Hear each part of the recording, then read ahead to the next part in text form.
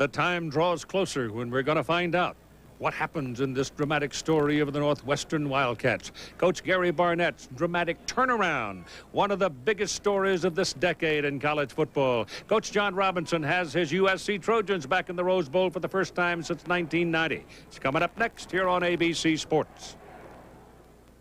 If you like Tim and Jim's special holiday presentation, Happy New Year from ABC Sports.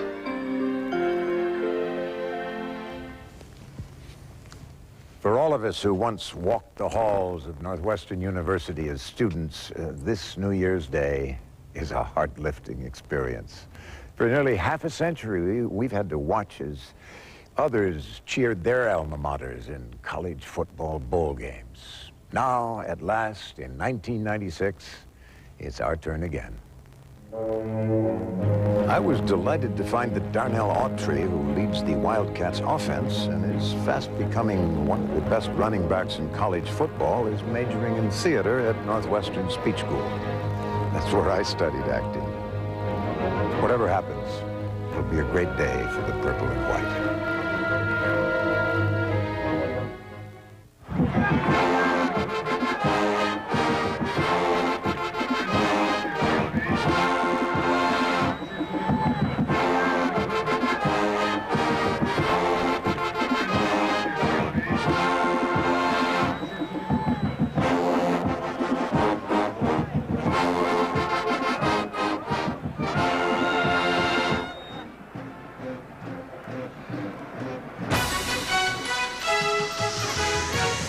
ABC Sports College Football presents the 50th Rose Bowl game matching the Big Ten and the Pac-10, the Southern California Trojans and the Northwestern Wildcats.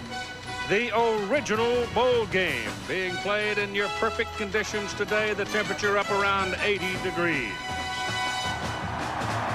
Hello again, everybody. I'm Keith Jackson. A Happy New Year to all of you from all of us at ABC Sports. None of the players and only two of the coaches on the Northwestern football squad were born the last time the Wildcats played here in Pasadena. That was 1949. Thus, they have become one of the dramatic stories of the decade as they have made their way to the West. And we'll have a special feature on these Wildcats in just a moment.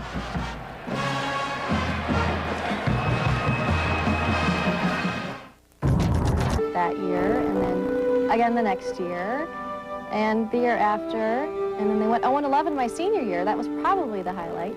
It's tough at times, particularly when the stands are half full to starting the game, and by the end of the game, even most of those people have left. Ara Parsekian was a winning coach at Northwestern over his 8 seasons, but he never won 10 in a single year, and he never dreamed what happened could happen.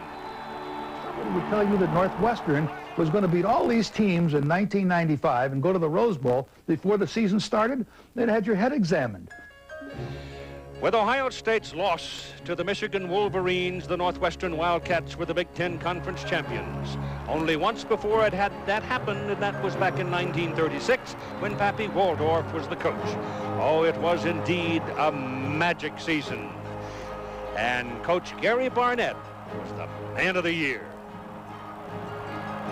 He's the reason why I came here. I mean, he, sold me on the fact that we'd have a chance to turn things around and do something from the ground up. Will he stay? That's the biggest question. They're really treating me very well, and whatever happens to me will be a result of what's really best for my family. We want to hold our coaching team, the head coach and his assistant coaches, and we see that as a long-run phenomenon for Northwestern. He told me not to worry about it. He said a lot of things are going to come out in the press, and he said, I'm going to be your coach next year. This is where he's wanted, and this is where he's needed. Well, there isn't any reason for these kids to believe I won't stay here. And this game and this whole event is about our kids, and they deserve to have every bit of attention. This is not about me. An announcement is expected later this week to define what Gary Barnett will do with his immediate future in coaching. But obviously everybody anticipates that he will stay at Northwestern University. And certainly his football team and the president of the university have expressed their hope and desire that he will remain there. He remains also one of the figures in the speculation about what will eventuate at UCLA.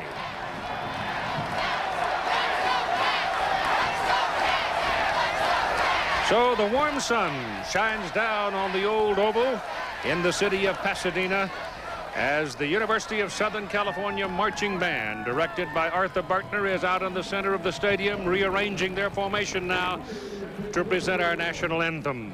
It is a festive day. It always is a festival when you tie in a football game of this quality with the Tournament of Roses. This being the 107th Tournament of Roses Parade and Festival, this being the 82nd playing of the Rose Bowl football game.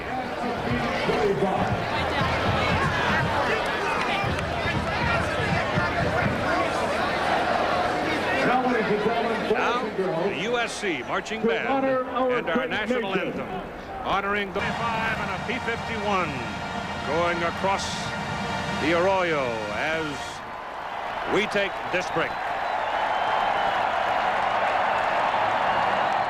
The same one sold at the game, and it makes a terrific souvenir. The Sugar, Fiesta, and Orange Bowl programs are also available. Call 1-800-769-8843 now.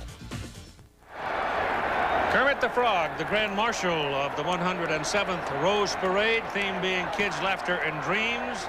The president of this year's Tournament of Roses, Bud Grice, seen here with his wife, Mary Lou. And the Rose Queen, Kelly Hutchins, a senior from San Marino High School. And now let's talk about the matchup with Bob Greasy and get some opinions and feelings you might have in moments before we put it on the tee. Well, you know, Southern Cal, this is almost like a home game. I'm sure they're very relaxed, and I think they're going to come in and play well. For Northwestern, they got to do what they got them here. They got to run the football, they got to play good defense, and their special teams have to be good. Southern Cal's had the best offense in the Pac-10. They need to get the ball to Keshawn Johnson, and their two-quarterback system has to work again today. Well, USC kind of feels like they've been left out of this party. I mean, frankly, bluntly, they're a little miffed about Northwestern being so utterly dominant in all the pre-Rose Bowl news. But I think that's good in a way because there's no pressure on USC, and for Northwestern, they're getting no respect. They won 10 ball games this year, and they're still an underdog to a team that's ranked 17th in the nation. But that attitude and that perspective may well change before this thing is done, because the thing to me, Bob, is that Northwestern could go through a Big Ten season, including a game at Notre Dame, and only turn the ball over 12 times. That's well, they have given the ball away the fewest in the Big Ten, and they've taken away more than anybody in the Big Ten. In fact, in the nation, they're third in turnovers. That's a key today. All right, we're ready now for the flip of the coin. Mrs. Jane Henson, the widow of the late Jim Henson, the co-creator of the Muppets, will flip it. And the referee is Randy Crystal. He heads up a Southwest Conference crew. On the opposite side, the captains both have to call heads or tails. The choice will be the team whose name is up after the coin lands. Momentarily will join referee Crystal and Jane Henson for the official coin toss.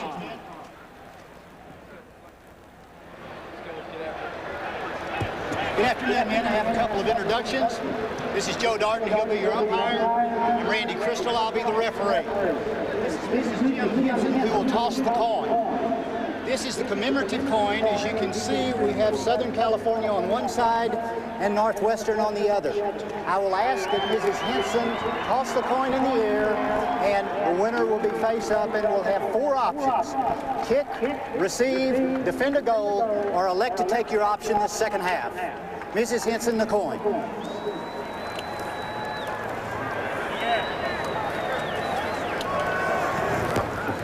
The winner of the toss is Southern California. Thank you very much, Mrs. Henson.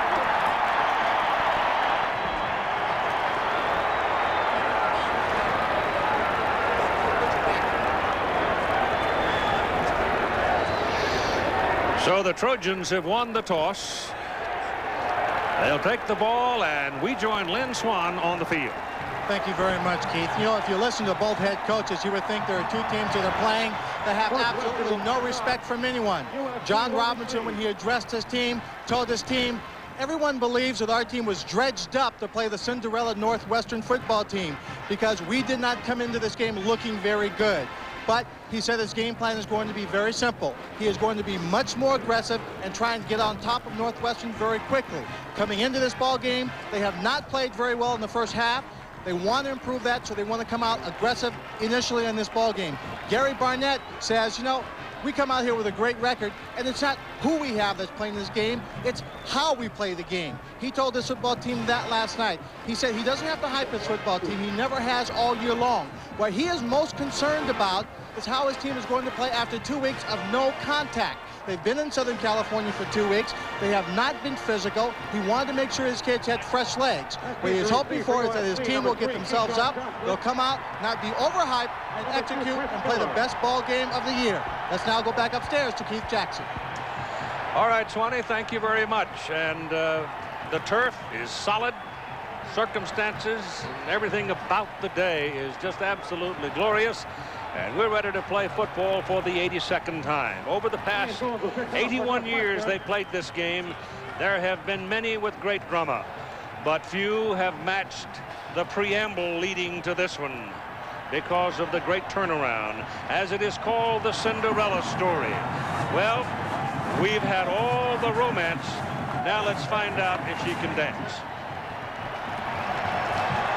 Keyshawn Johnson and Chris Miller are going to return this opening kickoff. One or the other if Ryan Goins can knock it down there to them. Ryan is the young man from Birmingham, Alabama, wearing the purple of Northwestern, and he hits it solid and drives it a yard deep into the end zone to Johnson. The great wide receiver from USC is taken down at the 17-yard line. Opening at quarterback for USC is Brad Otten Jr. He's thrown for 12 touchdowns. His counterpart, Kyle Waholtz, has thrown for 11. The backs and receivers for the University of Southern California, Keyshawn Johnson must be a key figure in the Trojan offense today if they are to win this football game or even play well.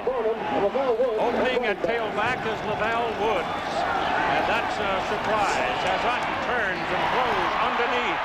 The ball caught by Woods. He was a secondary receiver. Otten had time under the pressure to look around and find him, and they pick up about 13 yards on the play. Jeremy Hogue, who may become a Rhodes Scholar, had to be moved from center to guard because both people who had occupied right guard for USC not on the field today. And again, it's to the pass. And again, it is drilled to the numbers. And it is caught by Chris Miller, a junior out of Los Angeles, and moves the chains again. So USC opens up with the rifle attack. And they have it first down at the 42. It's a hurry-up offense, strength against strength. Southern California likes the pass. Northwestern, #1 in the Big Ten against the pass. Wildcats show a four-man front. Otten back, goes underneath again to Laval Woods. And Woods, a sophomore out of Chandler, Arizona, takes it up to midfield. That's a pickup of 8 yards. And so they're moving it early in the game. So the Trojans continue to go with a no-huddle offense. This has become a new thing over the last couple of seasons. And early in the game, it can be very effective before the other folks get their spikes dug in. Here's a running play that goes nowhere. A loss as Woods can find no room at all in the middle of the Northwestern defense. One of the strengths of this Northwestern defense, one of the strengths is they want to get their nickel and dime package in as soon as they can. Holmes, 53, filling in for Fitzgerald, blitzing on the play. Northwestern says, all right, if you're going to throw on first down, we're going to get our 5 and 6 defensive backs in. That time they blitz. That's where they are best, blitzing and attacking. Rodney Sermons checks into the backfield. A little more foot speed with him. Also a pretty good receiver. 3rd down and 4. Motion is Johnson. Then pick off the pressure. The pass to Johnson. He's got a first down at the 45-yard line of Northwestern. Chris Martin stopped him at that point. Defensively, Donnie Holmes is the man, number 53, playing at that middle linebacker position, taking the place of Pat Fitzgerald, who led the Big Ten Conference in tackles this season. Pat broke his leg in 2 places in the game against Iowa, the 10th game of the season. First and 10 for the Trojans at the ball is right at the 45 where it is a 1st and 10. Woods is back in the backfield now for the Trojans as they go to the shotgun. Pass from center was high. Otten's throw down the middle, good to Johnson. Keyshawn Johnson is down at the 15-yard line in front of William Bennett. Mike Riley, the offensive coordinator, saw some things in the Northwestern defense. That's just Bailey, number 3, passing him on to the safety, Bennett. Bennett is an outstanding tackler, but is no match for Keyshawn Johnson. If you get deep, they wanted to throw the ball deep, you'll get some single coverage. Johnson has great size. He's 6'4" and 210. This is Woods, caught behind the line of scrimmage by number 3 is Bailey. At the 19-yard line. The defensive secondary for Northwestern is a very good one. I mean, you just pick one of those guys and they'll take your hat off. But in particular, Chris Martin, who had 5 interceptions on the season. He had 9 takeaways, Keith. In fact, he led the Big Ten in takeaways. 4 of the defensive backs for Northwestern, and 3 of the starters made all Big Ten first team or second team. Well, the Trojans have rushed the ball a couple of times, and each time they have lost yardage on the play. It's 2nd down and 13. Underneath the pass, inside the 10, down to the 7-yard line goes Terry Barnum, the fullback. Down to the 7-yard line of Northwestern. Jeff Shine makes the stop for Northwestern. Brad Otten doing a nice job of running this offense. It's interesting. He is 6 of 6 and 82 yards. Interesting that when John Robinson was here before, he was known as a 3 yards, a cloud of dust, or pitch the ball, student body right, student left, a running coach. Now, the other day, he says, in the last 2 years, he says, we've probably thrown it more than we should have. Well, I asked him yesterday, or Saturday, or rather, if he's going to come out shotgun and 5 wide, and he laughed at it. But he almost did it. Marker in the backfield. And a penalty flag hits the deck for the first time today. As we told you, Randy Crystal heads the Southwest Conference crew of officials. Penalty Trojans. Oh, they hurt themselves, and they've done that a lot this year. They have. They are 9th out of 10 teams in penalties, averaging almost 75 yards per game in penalties, and that's not something that you want to be a part of, and I'm sure that Robinson is not proud of that. Ball's returned to the 12-yard line. They're -6 running, they're 82 plus passing, and here they go now with 3rd and 8 instead of 3rd and 3. And back goes Hutton. Underneath, pass is completed to the tight end, Johnny McWilliams. And he's out of bounds at about the 3. You get inside the 15-yard line against the Trojans, and you better watch their tight ends. McWilliams, 87, has caught 22 passes on the year, 5 for touchdowns. But all of their tight ends get in the act. 3 of them have caught 12 touchdowns on the year. So in this area, watch the tight end. He gained 3 yards after he made the reception. That's important because it gives them a 1st and goal at the 3. DeLon Washington is the tailback. He's got the ball into the middle to the 1. The ball carrier. Carries down to the 1-yard 2nd and goal from the 1. Gain of 2 on the play. Washington is the normal starting running back. And because they have thrown the ball coming out, Washington, who has gained over 1,000 yards this year, didn't start and has not seen too much action in this first drive. You've got 3 tight ends on the field now for USC. McWilliams, Tyler Cashman, and John Allred. And they go to the I formation with Woods, the deep man. Here he goes over the field. They pull it out. And the ball is batted down. Slapped aside by Danny Sutter. So they bellied the fullback, took it away, looked for the pass, and it was knocked down. It was a nice play by Sutter because there was a man open in the end zone.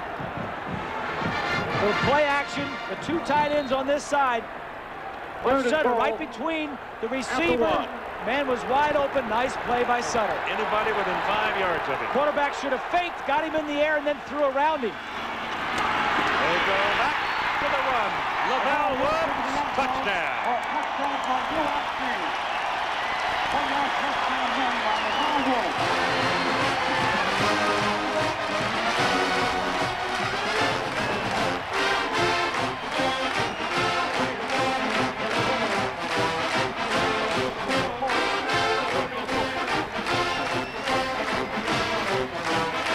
Nice play by Woods. Adam Abrams for the extra point. John Stonehouse will hold it. The punter. Snap is good. Kick is up. It's 7-0. Southern California. We use almost 5 minutes in their first possession to score.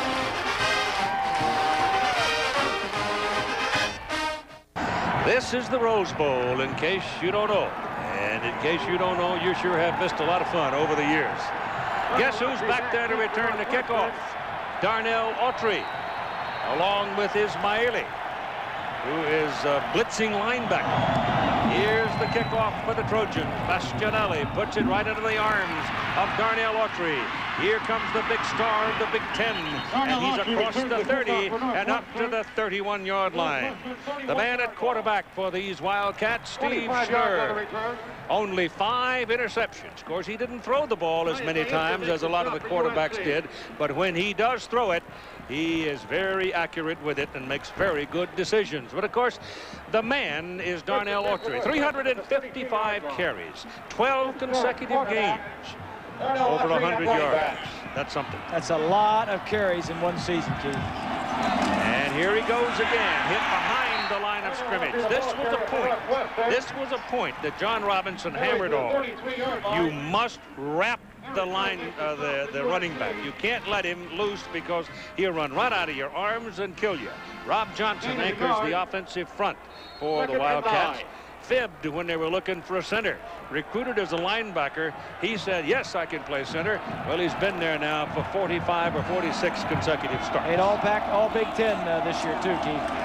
Back goes Schnurr, looks and throws a bullet. Passes completed up at the 48-yard line to Dwayne Bates, who is a redshirt freshman from Aiken, South Carolina, a converted quarterback, if you will. The defensive line and backers for Southern California. This big fella, Darrell Russell, 320 pounds, I think is going to have a good day. He's going to have to lead that defensive down front if they're going to contain Autry. Sano, the linebacker there, Keith, making his first start as a true freshman. They're going to have 8 men up near the line of scrimmage to stop the run and force the pass. First down for the Wildcats. They give it to Autry. Coming around the corner looking for some daylight. Penalty flag is thrown. You got a block in the back. Number 78, Brian Cardos, got somebody at the wrong part of the anatomy. By Scott Field. They got a hold instead of the block. Either way, it hurts them. Here are the defensive backs for Southern California. Sammy Knight, strong safety, very good at supporting against the run. Dalen McCutcheon, freshman last year, played high school football. Yeah, Sammy Knight, in fact, you mentioned good against the run. He leads the Trojans in tackles. First down. From that strong safety position. Northwestern. For Northwestern, let's take a look what they need to do. Keep on trucking on offense. That means run the football, do what got you here, punt if you have to. Defensively, continue to force turnovers the way they've won all year. In fact, 40% of their points have come off of turnovers. It's first down and 19 after the holding call as Darnell Autry spins over the right side and will find a couple of yards, and that'll do it. The man playing fullback for Northwestern, interesting youngster, Matt Hartle. He's a redshirt freshman out of Denver. And if you have heard in times past folks talk about a blocking back, well, you're looking at a new one, a young one, but he is really good. Not only, Keith, can he block, but he is the second leading receiver on this team also. So his job, like a lot of fullbacks in football these days, is block for the tailback and catch the passes out of the backfield. First down. Bulls advance to the 46-yard line. The penalty against the Trojans will move it up across the 45 to the 46. And you'll be looking at first down and 14 for the Wildcats. 8 minutes and 40 seconds to go in the first quarter. Southern California's opening possession, 83-yard march touchdown. Here's Schnurr rolling out, throws it back the other way, and it is incomplete. The ball thrown to Hartle, and it was too high. But Schnurr was getting some pressure and had to get rid of it quickly. Tonight on ABC, Robert Redford, Sidney Poitier, and River Phoenix in the season. Second down and 14. Right at 80 degrees today. Schnurr straight back. Man is open. Taken down as he makes the catch. Not quite a first down. It's just inside the 45. Dwayne Bates, who has pretty good size himself for a wide receiver at 6'2" and 208 pounds. The offense has been a little throwing to Bates during the season. In fact, he caught 42 passes in 11 games. And give the ball to Autry.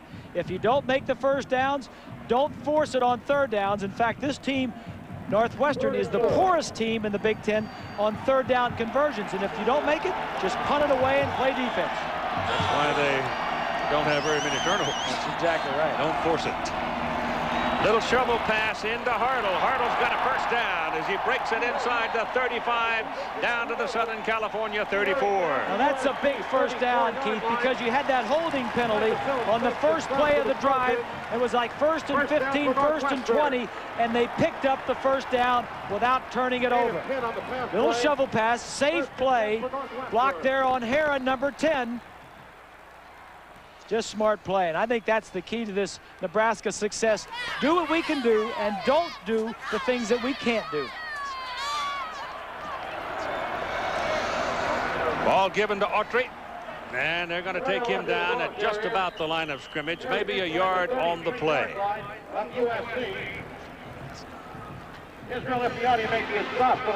He's one of only 2 Division 1A players to run for 100+ yards in every game this season. The other was Tate from Toledo. Look at this offense, Keith. This will tell you a little bit about them. They're 91st in the nation throwing the ball. Total offense is 90th. That doesn't bother them any. They punt as much as anybody else in the Big Ten except one ball club. So they're not afraid to kick it. They know what they can do. Second down and 9. Schnurr looks and throws. It's caught. Great catch by Bates. Bates inside the 5. First and goal, Northwestern at the 2.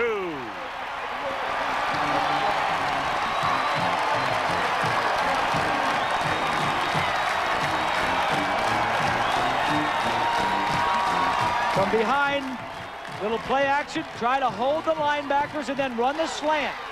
Great throw and catch by Bates, and a great move right here. Little spin.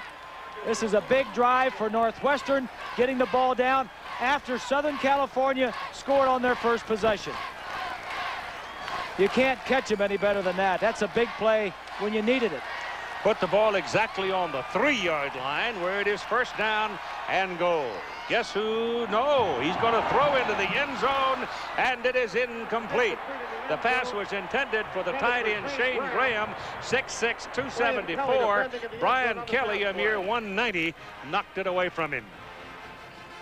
Well, that was something that Northwestern doesn't do a lot of, and that is throw on first down inside the 5. But that's probably why Greg Meyer, the offensive coordinator, called that play, throwing it to a tight end with only 8 catches on the year, because a lot of scouting goes on for this game. Second down and goal from the 3.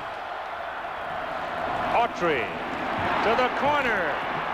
Touchdown.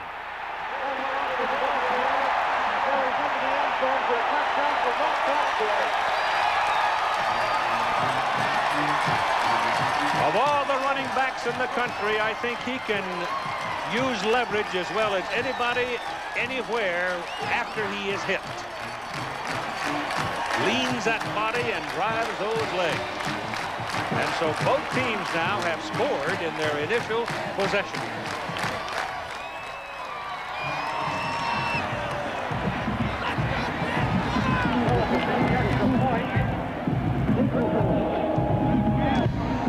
The point by Goins is good.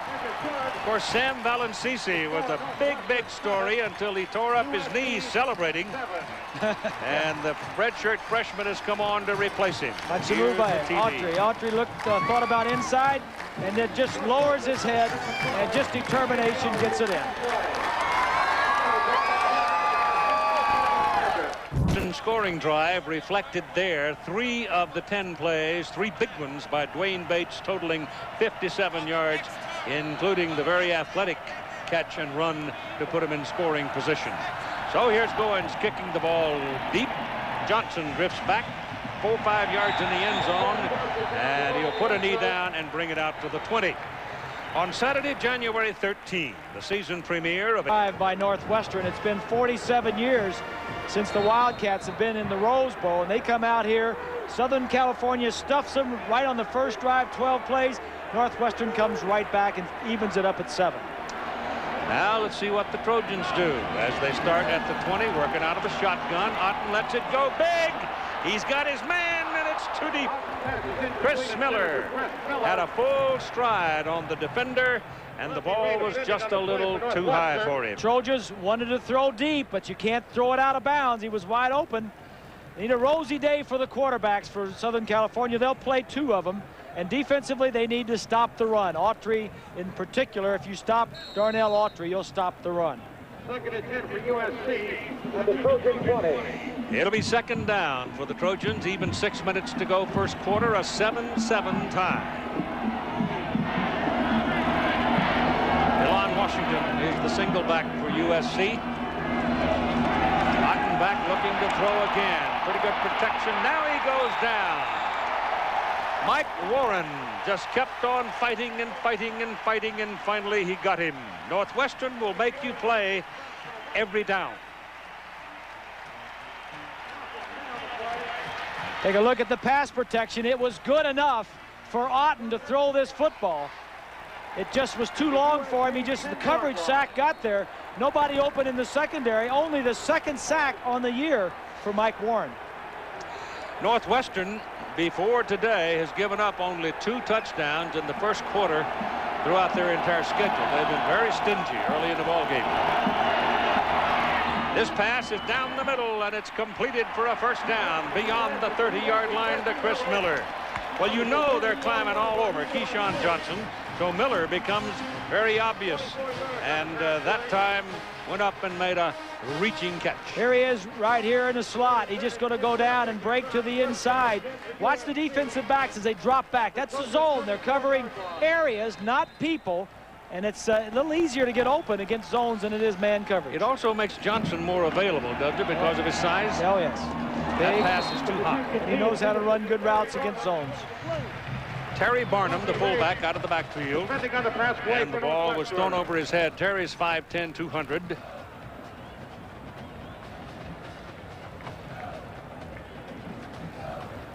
Here's a look at the Wildcats. Take a look at this for a second. In the Big Ten scoring, they lead the Big Ten. Also, they lead in the nation. Turnovers, they lead the Big Ten. They're 3rd in the nation.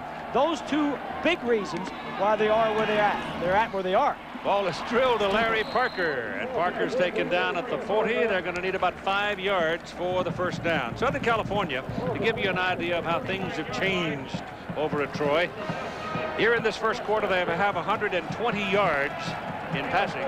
They're minus 13 in running. That's tailback you're talking about. But life is different these days in college football. Things have changed. Philosophies have been changed. 85 scholarship has helped do some of that. That ball is thrown like a bullet right into the receiver, Johnson. Johnson makes the catch. He is just beyond the 45, and that is just enough for a first down. Let me go back and clean that up, what I was saying about they are where they're at and they are where they are. The reason Northwestern is in the Rose Bowl is because of this defense and Darnell Autry and Gary Barnett. I mean,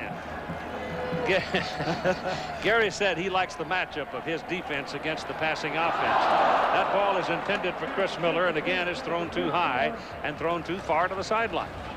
Eric Collier had the coverage on the play. Collier, who is a real hitter out of that backfield defensively, sophomore from Dixon, Illinois. Dixon, Illinois. Didn't former President Reagan come from Dixon, Illinois? I believe he did. Collier's a fine player, Keith. He was a second-team All-Big Tenner this year. As I mentioned, 4 of the defensive backs, and one of the starting defensive backs didn't make All-Big Ten. It was one of the backups, Ismaili, number 3, who gets in there quite a bit. Billy Miller is in the game now. He is a star of the future, they think, at USC. Big freshman. Lavelle Woods is a single back. He's got the ball. Pucks to the outside. No, he doesn't either. He fooled me. Otten running to the outside, trying to get it away. And again, you can call it a coverage sack because nobody was available. The only man that was slightly available would have been the tight end Cashman. Here's Lynn Swan. Well, Keith, with all the passing that USC is doing early in this ball game, keep your eye on number 80, Larry Parker, when he's in the ball game. He has not been the most productive receiver for USC, and he comes into this game with a slightly aggravated hamstring. Now, when he made that last catch, he was trying to make a couple of moves on the inside, came up, grabbed his leg just a little bit, so I think it continues to bother him early in this ball game. Keith? Well, I don't think this is a game where there's going to be a whole lot of appreciation for Denson. You've got to go north and south against Northwestern, because they're going to do it to you. DeLon Washington is in the backfield now as Otten drops the pass, gets it away. He is under pressure, seemingly struck just as he delivered the ball, and it was sort of a wounded goose that went out of bounds and incomplete. So the Wildcat defense does a little better job of things, and Otten is walking very gingerly as he leaves the field. Had some pressure on him, had the linebackers blitzing. One of the safeties was coming. John Stonehouse checks in now to do the punting, and this will send Brian Musso deep to receive it for Northwestern. His daddy, Johnny Musso, I remember him well. The Italian stallion, played for Paul Bryant at Alabama, was an All-American running back. Living in Chicago most of the years, since he played for the Bears. Yeah, Johnny's on the sideline, I heard. That's a low line drive, gives him a little bit of room, but he can't get up to make the catch because it's short, and so it'll roll around and roll dead at about the 17. With 3 minutes and 9 seconds remaining to play in the first quarter, we're all even at 7 for Northwestern and 7 for Southern California. Ball rests at the 18, right on the 18-yard hash mark at 3:09 to go in the first quarter. 7-7 ball game. Gary Barnett expecting, most everybody expects that he will make some kind of an announcement toward the end of the week as to what he plans to do, and there was an awful lot of indication that he plans to stay right where he is, but we don't know that for sure. Right now, about the Wildcats in the running attack, has not done much to this point, but here comes Darnell Autry. He's 5'11", he's 209 pounds, he is a sophomore, and he comes out of Tempe, Arizona, and every time he runs that football, Bruce Snyder over at Arizona State cries a lot. Here's a great view of what he does. Watches the offensive line's going to fire off. He starts inside and then bounces to the outside. He's got good feet. There's nothing here to begin with right here, so he bounces out. He is patient. He doesn't run up the back of his offensive lineman. He's got good vision and patience. That's why he slid to the next hole. Here he goes again, kind of searching his way along. And he'll pick up a yard or so on that carry. But it's unusual to find a player this young with that much patience. Exactly, Keith. You know, when he first came, he didn't have a lot of patience. He came from Arizona, and he was getting a little bit homesick, and homesick twice. And his dad says, "No, son, you're staying. You made a commitment. You're going to Northwestern, and it's worked out for the best by far." Second down and 8. Schnurr looking over the middle, gets it off deep, and it is incomplete. And he's put on his back. Pass was way beyond the possible reach of Wayne Bates, who was flying downfield with double coverage. Yeah, double coverage, exactly, Keith. There was nobody open, and Schnurr just threw that away. But again, the philosophy on every play, put the quarterback on his back, and it takes its toll. That's really the first time that he's been put down with any force. Third down and 8. Double wide, bottom of the screen. Looks that way, flips it underneath. Got a screen set up for Brian Musso. And he's got a first down for the Wildcats, very close to midfield.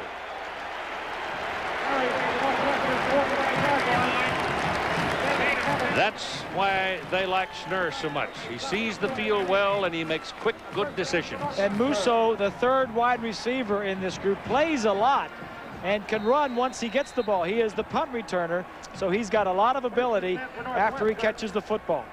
Can run with it. 49-yard line. Lavelle Brown checks in at the fullback position now for Northwestern. On first down, just short of midfield. Schnurr back, turns around and lets it go down the middle, and it's incomplete. That was a dangerous throw because it was Micah Phillips who had a chance to intercept it. Micah Phillips defending on the play for the Trojans.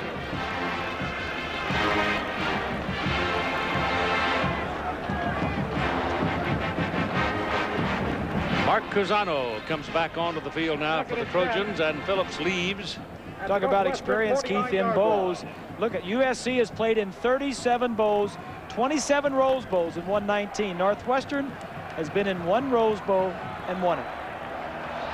There's Cusano, who had just come back. He's a youngster from Texas. Freshman. Schnurr, a lot of time. Completes the pass to Brown. So it doesn't work one way, come back the other way and throw it hard enough, quick enough, and straight enough, and you'll get your reception. And that's what he did. Keyshawn Johnson waiting on the bench. Foremost member of the USC offense. He's the best player on this field today, Keith. No question about that. He's had an outstanding career in the last 2 years. He was a junior college transfer when he came to the Trojans. Was a ball boy over there in the practice field. And this one isn't bad right here. Third down and 2. Schnurr's pass to the sideline. Didn't see it quickly, and the receiver, Dave Beasley, never saw the ball. Didn't see it. Looking back into that sun. Kelly defending for USC. So you got 45 seconds left to play in the first quarter. And actually, Beasley was open. And Schnurr threw the ball pretty well. It just whistled right by his ear. And David never saw it. So they'll kick it. Paul Burton, son of Ron, and all the Burton boys have played at Northwestern. Paul Burton in front formation for Northwestern. Ron Burton once stood in a booth with me right where you were standing. Really? Yep. We did a game in Laramie, Wyoming. Larry Parker is the deep man to return it for Southern California. If you got any tricks up your sleeve offensively, this might be a good time to try them, Keith. 4th and 1. Well, that's a long one. Well, I think that just wiped that away. Yep. That's going to be 4th and 6. Yep. Yeah.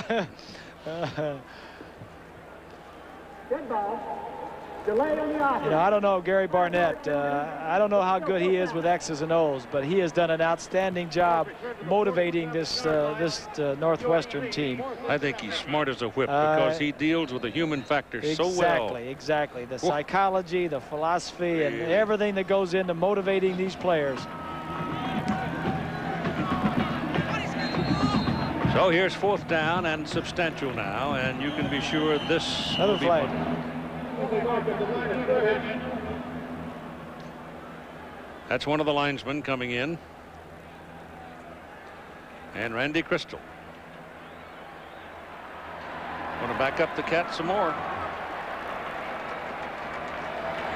Illegal procedures. So that means now that Burton doesn't have to worry about pooch kicking. That's right. He can just whale it. Get out of that pooch mode and just kick it as far as you can. He can be long.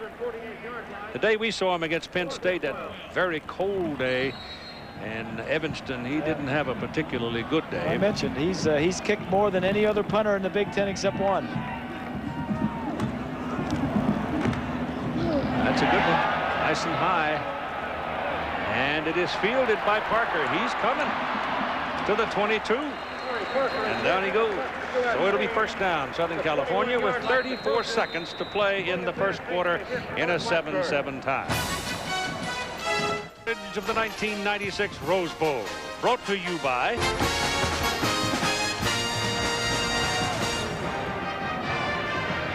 Red Otten, who was shaken in the last possession at the conclusion of it, is back at quarterback. He'll play the first quarter. You should see Kyle Wahholtz in the second quarter. Keith, I like it. You get two good quarterbacks. Why not play them both? I think the only people that don't like it are the quarterbacks that are involved. Obviously, they'd like to get more practice time and more playing time.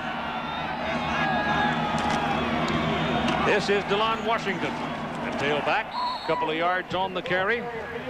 He's a sophomore out of Dallas. I think that two-quarterback thing is really helped USC this year. They had some injuries. There's a look at Kyle Wahholtz right behind the coach there. But he'll play the second quarter. And look at the graphics. The combination, 61 completion percentage, 23 touchdowns, 7. Their stats individually are almost identical. First quarter is now history in the 82nd Rose Bowl game. We're all even at 7. When the blimp has arrived, it's officially a big event. Here we go with the Trojans, second down and 8. The ball on the 23, the pass to the sidelines, incomplete, intended for the tight end, Tyler Cashman. Rodney Ray, number 15, defending for Northwestern. Vanderlinden, the defensive coordinator for Northwestern. Young coach, but so bright. Very impressed. This is the second game of Northwestern that we've done this year. The other was Penn State.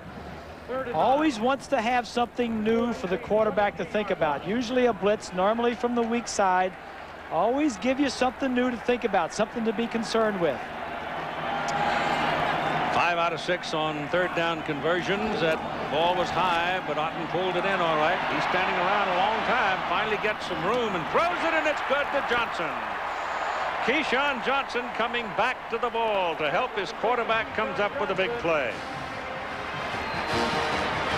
Good protection on that. That took a lot of time to throw that one. Let's take a look at the first quarter statistics. One interesting one for USC, the rushing yardage, minus 15 yards. And then look at total yardage, about the same for both teams. Another thing that's a little interesting is Northwestern getting 93 yards of its total yardage in the air and only 21 yards on the ground.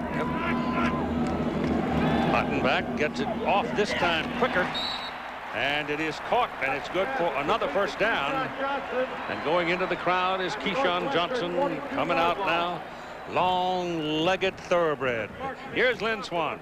Well, Keith, one of the prominent players who isn't on this field is number 51, Pat Fitzgerald, who had that broken leg against Iowa. I talked to him before the game. He says how he gets through this time because he can't play is the fact that he's a junior, and he believes he can come back, and this team at Northwestern can be back in the Rose Bowl. He also told me that he spent a lot of time with Don Holmes, getting up there, telling him how to play the little things in this ball game. Keith?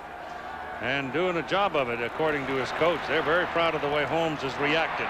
Pass is completed again to Keyshawn Johnson. There were all kind of purple-shirted folk around him, but he still made the catch. And it'll be a first down at about the 31-yard line of Northwestern.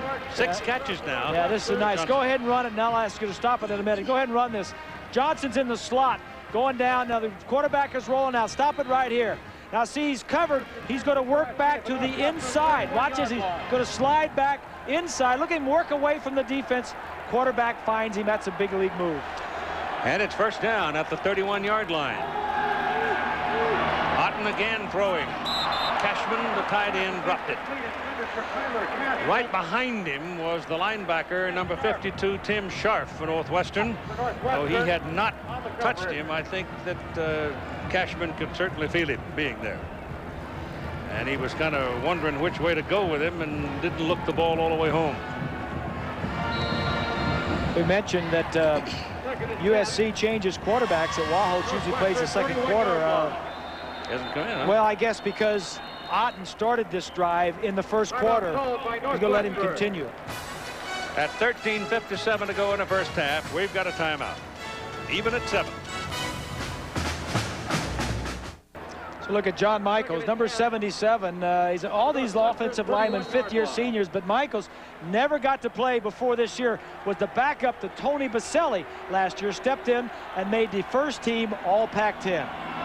That's Barnum in motion, the fullback. Wildcats are blitzing. Otten runs away from it, gets his ball off, and it is incomplete. And Barnum was covered like a blanket over there by William Bennett, so Otten just dumped it into the seats, and you've got a penalty flag on the field.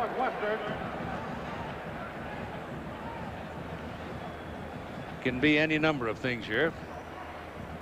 Offside, Northwestern. Tomorrow night on ABC, the new year starts with new episodes of Roseanne. Big subject. Big one. 2nd down and 5. The ball is at the 26-yard line. In the second quarter of play, 7-7 the score. John Robinson, second time around at USC, came here first in 76. Talk about guys that have done good jobs. Yep. He's really resurrected this program. And here's Delon Washington trying to turn the corner with a speed, and he does get it around the corner, and he may have a first down on that carry. The ground game has been relatively quiet. Chris Martin made the tackle. There's Tournament House, where Jack French and the executive director and the staff of the Tournament of Roses conduct their business, and the hundreds and hundreds of people who are involved with it. It's the old Wrigley home. It's a gorgeous place. That area of Pasadena is really pretty. So serene and peaceful. I haven't seen a part of Pasadena that I haven't liked. That's right. It's a nice city. 21-yard line, first down. Otten got all day, now throws, man wide open, touchdown, Terry Barnum.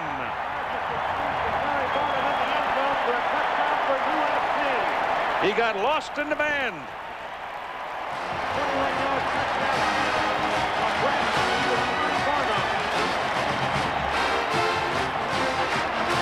Well, here's Barnum right here as I draw this circle right here. He's going to go down the sideline.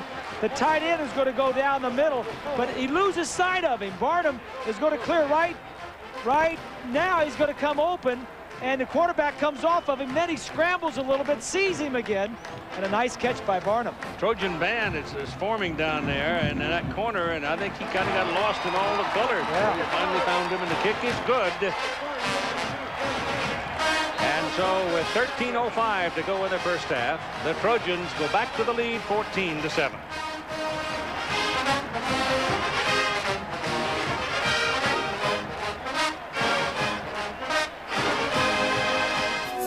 Let's go back and take a look at the touchdown. What Southern California wanted to do is get the back on the linebacker. Now they thought if they get the tight end and get this man out of the way, then they could get this back on the linebacker.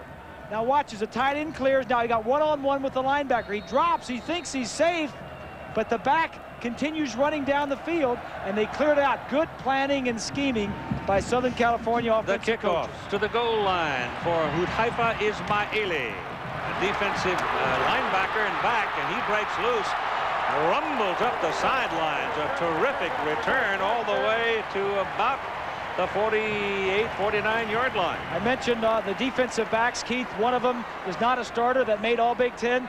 Ismaili is the guy. He comes in on nickel situations. He does everything. Next year he'll be a starter at the corner position, but just a tough guy, can do a lot of things. He's kind of like that fellow Farley at Nebraska, you know what? Yes. Does a lot of things.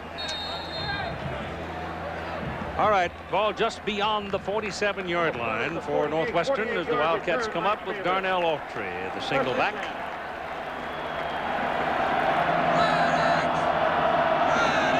Both teams' running game been fairly well contained so far. USC still negative yardage.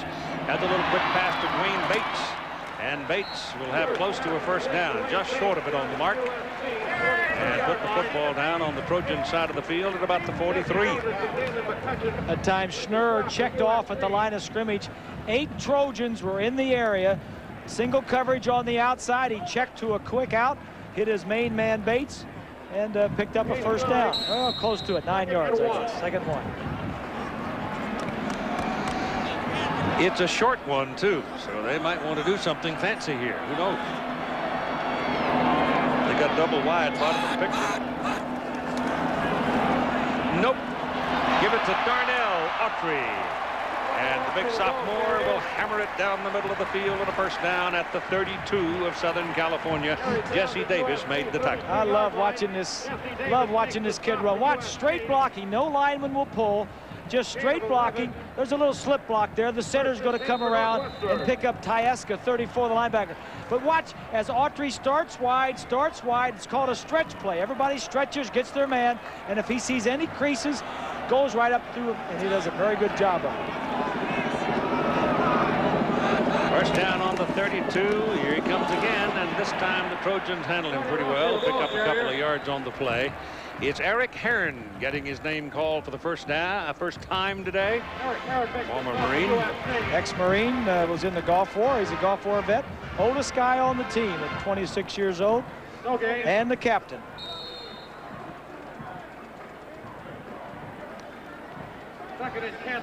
He got 1 yard on the carry, if that much. But that's what he's done so far today, and that's far below his norm. That's Hartle in motion. Here comes Autry again, looking at the end, going all the way outside. Once he gets into the open, he's a lot faster than you might judge. Love to see him run, you know, Keith, because you say you'll see the hole developing, and you'll say, "Oh, go outside, go outside." A lot of guys can't get there, but because of his patience and his good footwork and his vision, he needs to come out here. There's some blocks out here. Now, if he could just get around this guy, that's Knight, number 9. He's got deceptive speed and very fluid moves. I really like this young man. Change for the first down, and it is. First down for Northwestern. The ball at the Southern California 22-yard line. Gary Barnett sometimes wears the headset, but most of the time he's walking and listening and watching. Thinking ahead. And letting his coaches coach. That's a good point. John Robinson, same way. Very seldom wears a headset. Here's Autry. This time the Trojans jumping right at the line of scrimmage. Defensive surge led by Darrell Russell, that big 320-pound sophomore. Stuart Gage, when he's in at nose tackle, he's 320. Matt Kennelly, 285. They're bulky up there. Russell started last year as a true freshman. In fact, started 6 games. And his mama's not very big, and his daddy's not very big. But Darrell is 6'4", 320. And I don't know, somewhere in between. Maybe Grandpa was a big guy. Yeah, I guess. There's Stuart Gage. Stuart Gage, yep. Yeah. It's second down and about 11. And Schnurr back. Looking around. People in his face, and he throws it in the crowd out of bounds. That's why he has only 5 interceptions. Don't take a chance. Don't force it. We'd like to welcome 2 new affiliates that have joined our ABC television network this morning on this New Year's Day of 1996. They are WGNO TV, ABC 26 in New Orleans, and WPGA TV Channel 58 in Macon, Georgia. We're very happy to have you with us, and we hope the new year is a good one for all of us. Disquieting thing that I could pass on, there was a 3.3 earthquake in Northridge this morning. Oh, swell. Aftershock. Third down and 11. That's the philosophy of Northwestern. 3rd and 11. We want to make sure we don't turn the ball over, do something safe. At least we'll get a 3-point attempt out of this situation. But they've been doing that all year and winning. Bates was at quarterback on that play. Dwayne Bates. He was. Yep.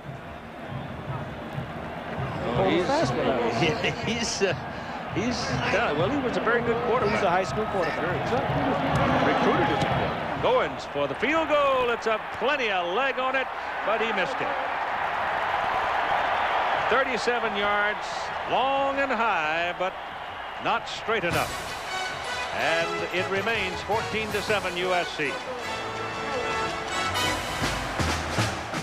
Let's look at the Magnum Power Sales event one word at a time. Tailback, and he gets the ball up across the 25-yard line. Balancisi there is a senior, one of the leaders on this ball club. was all Big Ten, second team All-American. He's a finalist for the Groza Award, and this is one of the reasons right here Northwestern is where they are. They've got good special teams, a good place kicker, a good punter, good defense, and good running game. And Valancisi, you can see right there. How many times do you see a place kicker firing up the team? He's very popular with his teammates. This is Washington taken down right at the line of scrimmage. I mean, no messing around with that. Big old Don Holmes, a sophomore out of South Holland, Illinois, just decked him. Well, Gary Barnett was telling us that before the season in spring practice, Holmes, 53, and Pat Fitzgerald, the defensive player of the year, as it turns out in college, were very close. And it was Holmes was a little bit more athletically gifted, and Fitzgerald seemed to beat him out a little bit. And then once he got the position, just kind of grew in it. But Fitzgerald came from out of nowhere, but Holmes will be playing next year. Hutton's pass down the middle, reaching behind, making the catch, Keyshawn Johnson.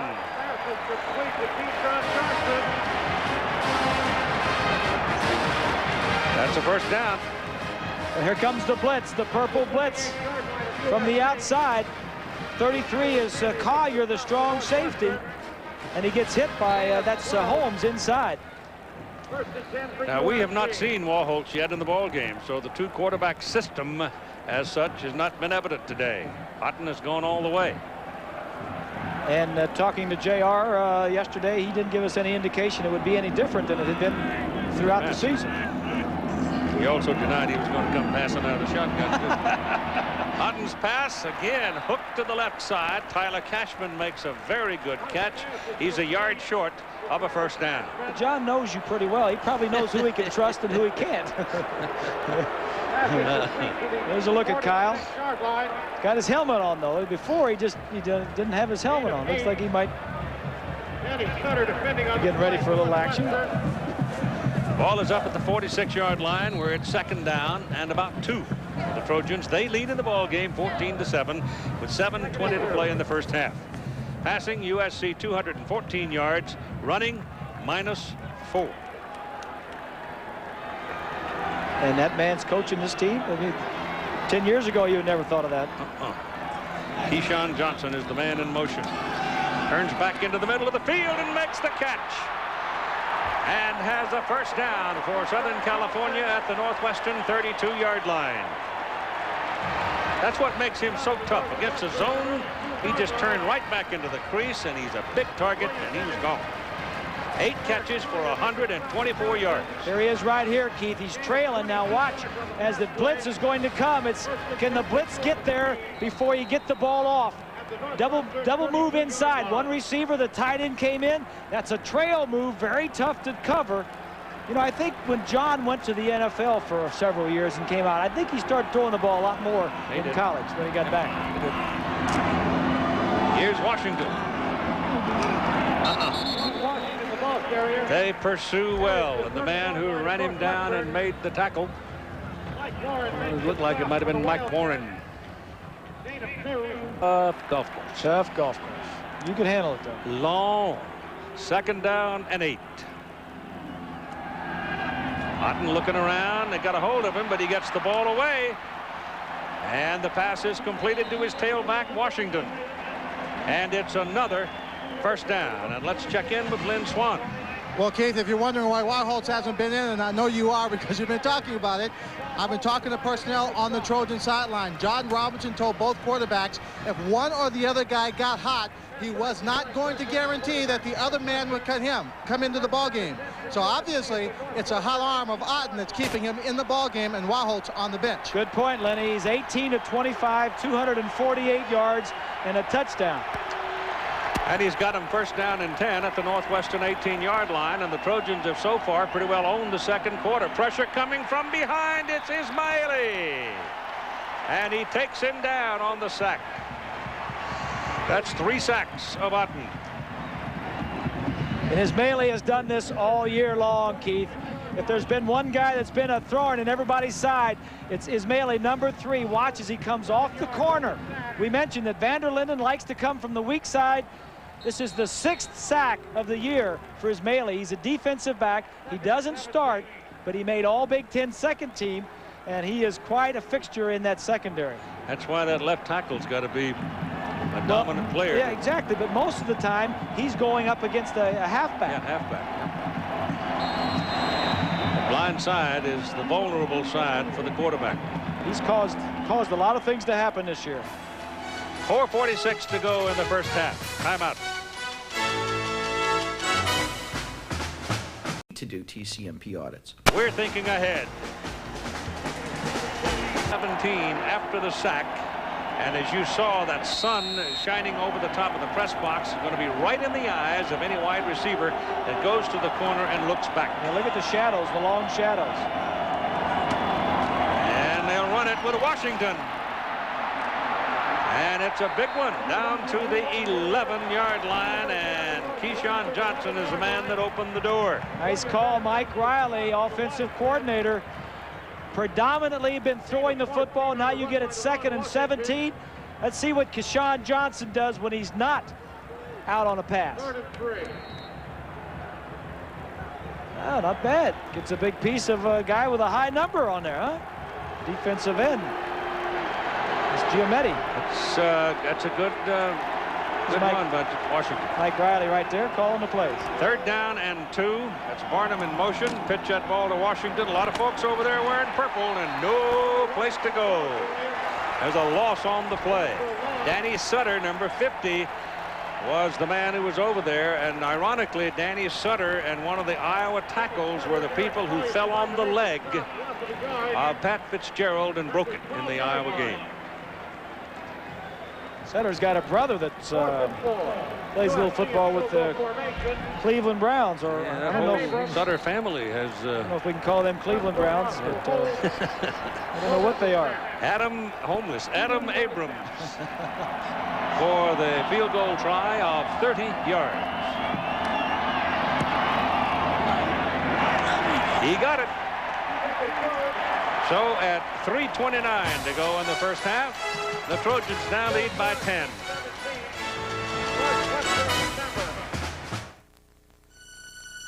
AT&T introduced him at about the 26-yard line, and we go off to visit with John Saunders. All right, Keith, thanks a lot. Joined by Todd Blackledge. At halftime, we'll have all the day's scores and highlights. Right now, you're impressed with the quarterback at USC. Yeah, I saw USC 3 times this year, and Brad Otten's arm is really live today. He's throwing the football very well. As a result, USC has the lead. We'll see at halftime. Right now, let's go back to Keith. All right, John, Happy New Year, y'all. Time of possession big in favor of the Trojans. 26-yard line for the Wildcats. They've been traveling a lot with the pass themselves, and they're looking to do it again as the ball is thrown to the sidelines and it is incomplete. Brian Musso could not reel in the low pass. And again, Schnurr is on the ground, but not with a lot of force. They really haven't abused him so far. They really haven't gone after him so far. He's 7 out of 14 for 102 yards. I think they'd much rather contain Darnell Autry and let Schnurr wander around. You're exactly right, Keith. The whole emphasis is stop the run, force Schnurr to beat you with passes, and Keith Burns, the defensive coordinator, has set that game plan up beautifully. 2nd down and 10 for the Wildcats, 17-7. USC has the lead. 3:15 to play in the first half. Schnurr's pass thrown right to the numbers of Darnell Autry, swinging out of the backfield, and he's just over the 30. That's a pickup of about 5 yards. Schnurr was not a highly recruited quarterback.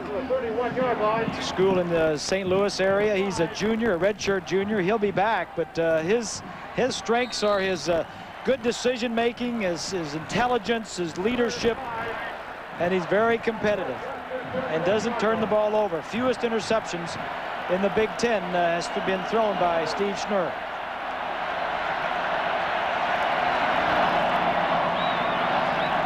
That ball is thrown into the hands of Brian Musso, and he fumbles as he goes down. It's picked up by the Trojans, and on the way is Dalen McCutcheon.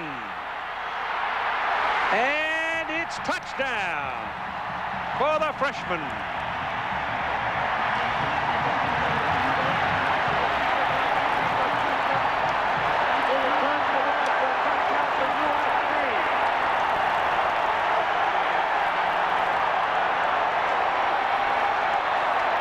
Musso is going to come from the right side of the screen. And if there's one thing that Northwestern has lived by all year, it's the turnovers in their favor. This ball comes out. It was hard to tell from that shot whether he was on the ground or not, but McCutcheon has the speed to take it in. He was a running back in high school and a very good one. Son of Lawrence McCutcheon, great pro player. Adam Abrams in for the extra point try. And it's good. So an electrifying play, a turnaround in the ball game as the lead now goes to 24-7. So the old Rose Bowl is still humming over what just happened. Another look at it. Here's another look at that last play. Good throw and catch.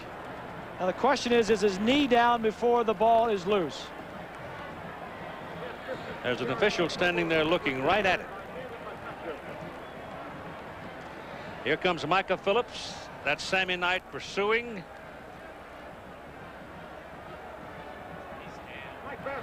That's close. Very close. It's very close. McCutcheon's number one. He scoops it up and goes down the sideline. Point is that Northwestern has only given the ball away on turnovers 12 times offensively. They've only given it up 12 times in 11 games. This is Adrian Autry. He finds some room, and he's out to the 35-yard line.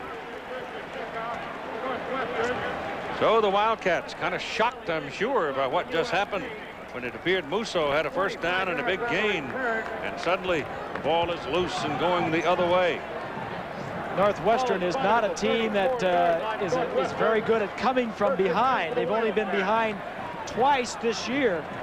At halftime, they trailed Illinois and they trailed Iowa, but they're more of a ball control, possession type of offense, and they usually need help from their offense getting turnovers. Dave Beasley now has been very quiet in the ball game. He is split wide to the bottom of the picture, and now timeout is called and charged to Southern California with 2 minutes and 50 seconds remaining to play in the first half. 24-7 is your score, Trojans.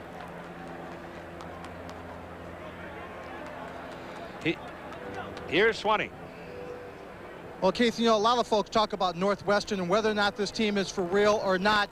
And when I've talked to a number of people on how you build a program from the ground up, and there are about 5 things they told me that are very key and which makes Northwestern a legitimate program.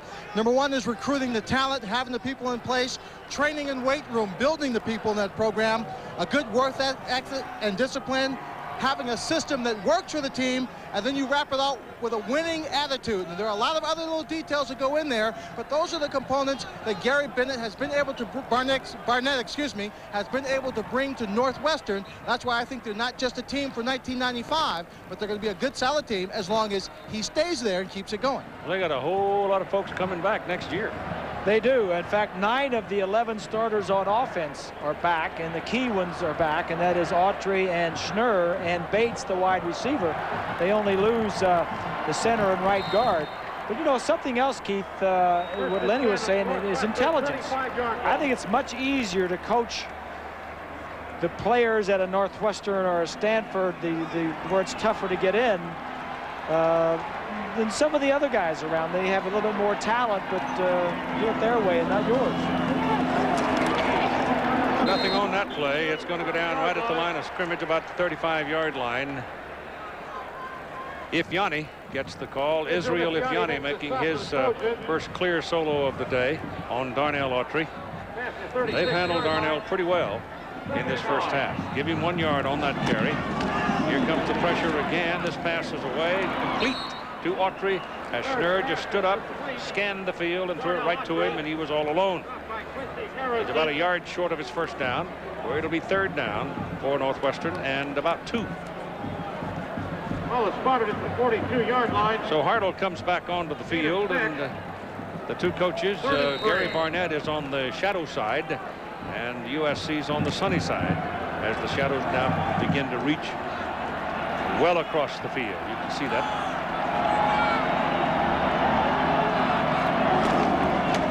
This is Autry looking in the middle, and so far the Trojan tacklers have done a pretty good job of what John Robinson was talking about, to make sure you wrap it.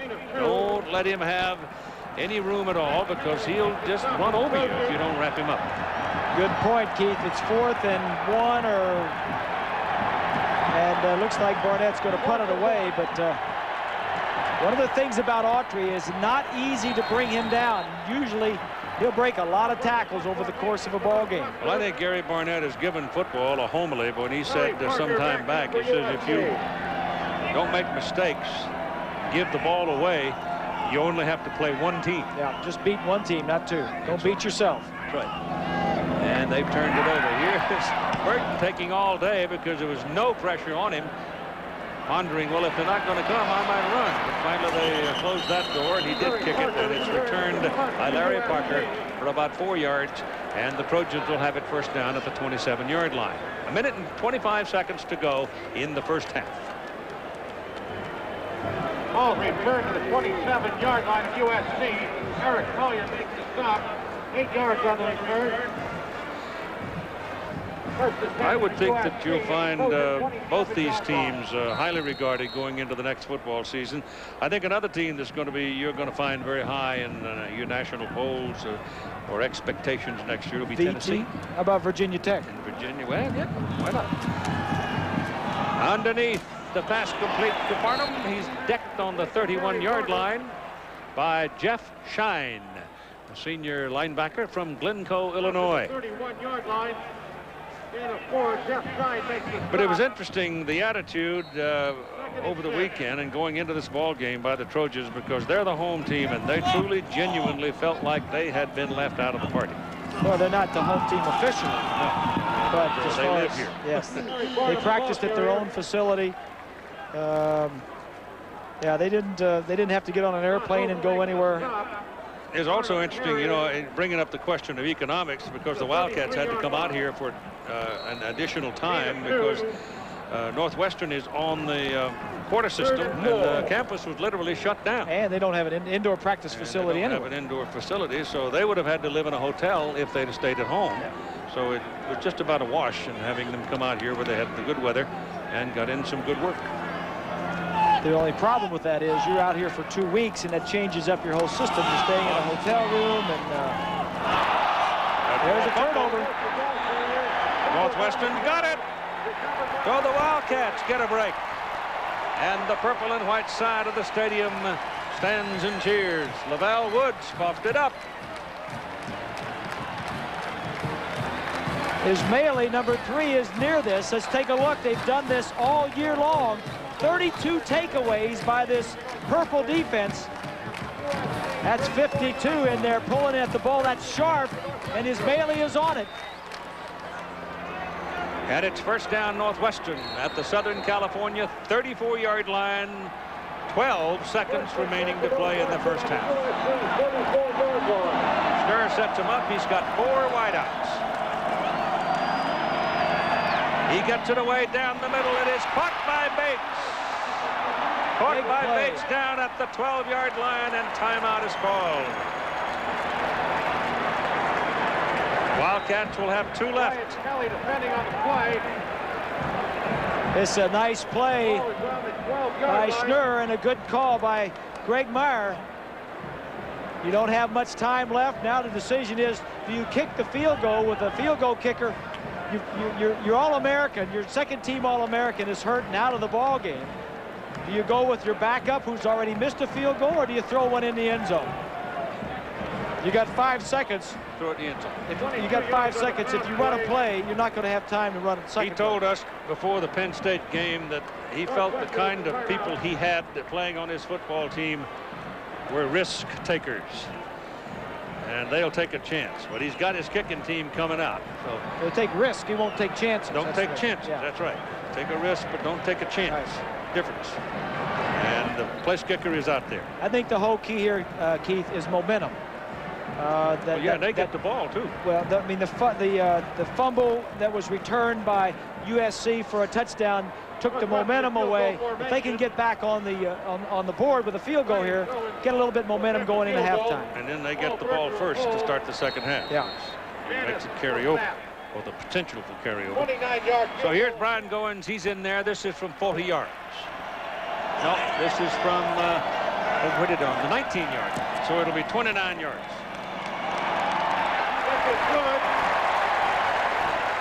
And it's 10 points now for Northwestern as we come down to 2 seconds remaining. He's a pretty steady kicker, that youngster. That is his first field goal, however, inside 40 yards. Remember, he had to step in as a redshirt freshman and fill the gap when Sam Valancisi had done all of the kicking. And he's picked up the pieces, and Sam's his biggest cheerleader.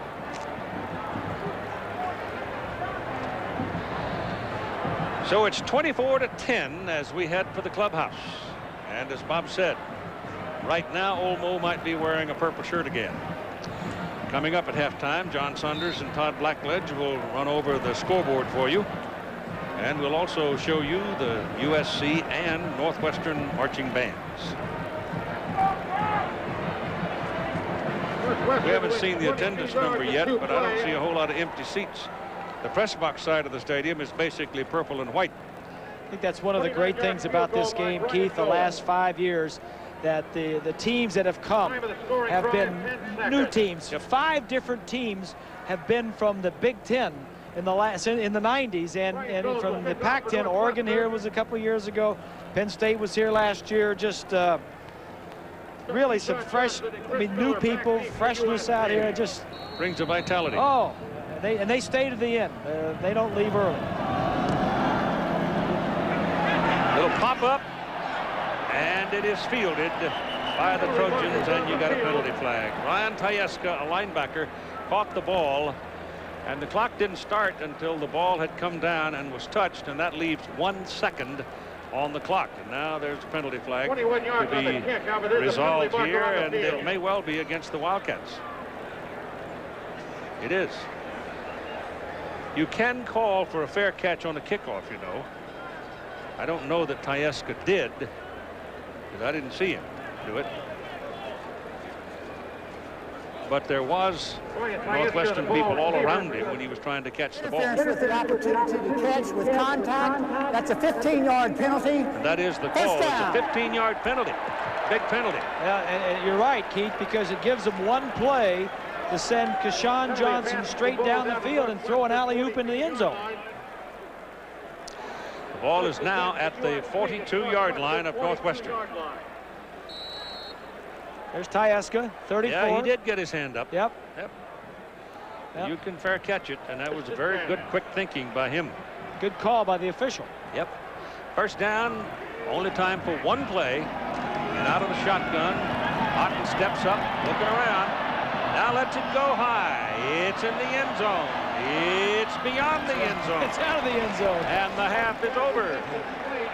And you score at halftime. Southern California 24, the Northwestern Wildcats 10. Now we'll join John Saunders and Todd Blackledge. All right, Keith, thanks a lot. Todd will join me in just a few moments' time. We'll take a look at the scores and highlights from the 4 other games being played right after this word and a message from your ABC stations. Sports College Football Halftime Report. Here now, John Saunders. Welcome alongside Todd Blackledge. We'll have the scores and highlights of the other games in just a few moments' time. But right now, more of the Rose Bowl festivities. Let's rejoin our Keith Jackson. Keith. Back at the Rose Bowl at halftime. Let's join the University of Southern. Auburn in a bowl for the first time in a few years because of their probation. Wally Richardson, great day, 20 yards here to Bobby Ingram. 43-7 and 43-14 is the final as Joe Paterno now 17-8-1 in bowl games. That's a record. Wally Richardson 13 for 24, 217 yards and 4 touchdowns. Bobby Ingram 113 yards receiving. Wally Richardson, though, short of the Todd Blackledge record at Penn State for most yards passing in a bowl game. Yeah, but John, this is really an important game for Wally Richardson. It was a tough season trying to follow the success of Kerry Collins. He got through it. He had a great game today, and that's a good start for 1996 for him. Yeah, very big win for Penn State. Disappointment for Auburn. Now the Gator Bowl, Syracuse and Clemson. This one on paper looked like it could be a pretty good game, but some trickery here. Donovan McNabb. Yeah, Donovan McNabb, a redshirt freshman quarterback, going to his favorite target, Marvin Harrison, for the touchdown. 56 yards, and Syracuse led 34-0 at that point. 41-0 is the final, so a pretty good weekend for the Big East. Yeah, they could only fill 2 bowl slots, but both Virginia Tech and Syracuse with the big wins. And Marvin Harrison, 173 yards receiving, averaging almost 25 every time he touched it. The CompUSA Florida Citrus Bowl seen earlier here today on ABC. Ohio State against Tennessee. Peyton Manning goes 47 yards here to Joey Kent. Nice catch to the end zone for the touchdown. And then, Todd, a little trouble for the Buckeyes as they try and score. Yeah, key play on 4th down. Ohio State, not an option team. They tried to fool Tennessee. It backfired, and the game was lost on that play. Yeah, it bounced off Matt Calhoun's helmet as they tried to make the pitch. And Tennessee wins it 20-14. Eddie George, who won the Heisman Trophy, 25 carries. He did get his 100 yards, but look, he fumbled the ball twice. Graham, 26 carries for 154 yards, so the Buckeyes finished with 2 consecutive losses on the season. Yeah, a tough way for Eddie George also to finish out his collegiate career. He won the Heisman, but 2 losses to end it out. All right now the Cotton Bowl. Colorado in this one facing Oregon, and Oregon just outmanned in this one. Tony Graziani intercepted by Marcus Washington, and he returns it 95 yards for the touchdown. At that point, Colorado led 13-6. But they roll in this one. Number 7 knocking off number 12. 38-6 was the final. Hessler with 2 touchdown passes and a touchdown run as well. Oregon with 5 turnovers. Yeah, Colorado a good football team. And, John, Colorado and Tennessee very similar. 2 teams that they've got to find a way to beat Nebraska and Florida in their respective conferences. But if they can do that next year, they might contend for the national championship. And you wonder about the Cotton Bowl. The stadium was about half empty in this one. And if you don't have a Southwest Conference team, or that's broken up now, but a team from that area, they may struggle. Yeah, that bowl's in some trouble right now. Okay, right now, not also a part of the alliance. So stick around. We'll still have more to come from our Rose Bowl festivities at halftime. USC has the lead, 24-10.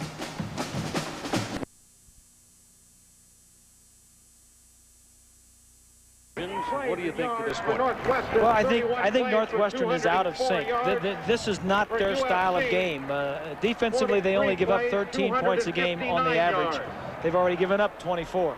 They don't score a lot of points. They don't know how to come from behind. They have not run the ball well.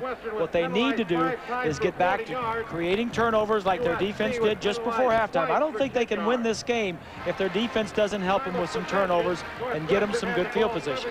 Southern Cal, on the other hand, doing a great job of throwing the ball. They come out and they said, we're not going to run. We've seen something. We're going to throw the football on Northwestern. All right, now Northwestern got the 3 points to make it 24-10 going into the clubhouse at halftime, though USC did have a shot in the end zone. They threw it out of bounds.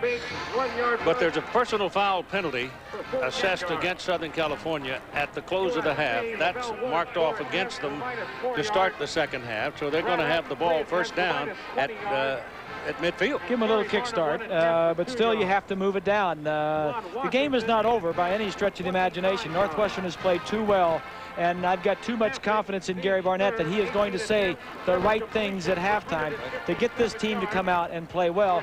I don't know if defensively they can slow down the passing game of Southern California. Well, yeah, SC's got to kick it off from the 20, so that'll see what they can do with that first possession. Yeah. And they're about ready as we check in momentarily with Lynn Swan.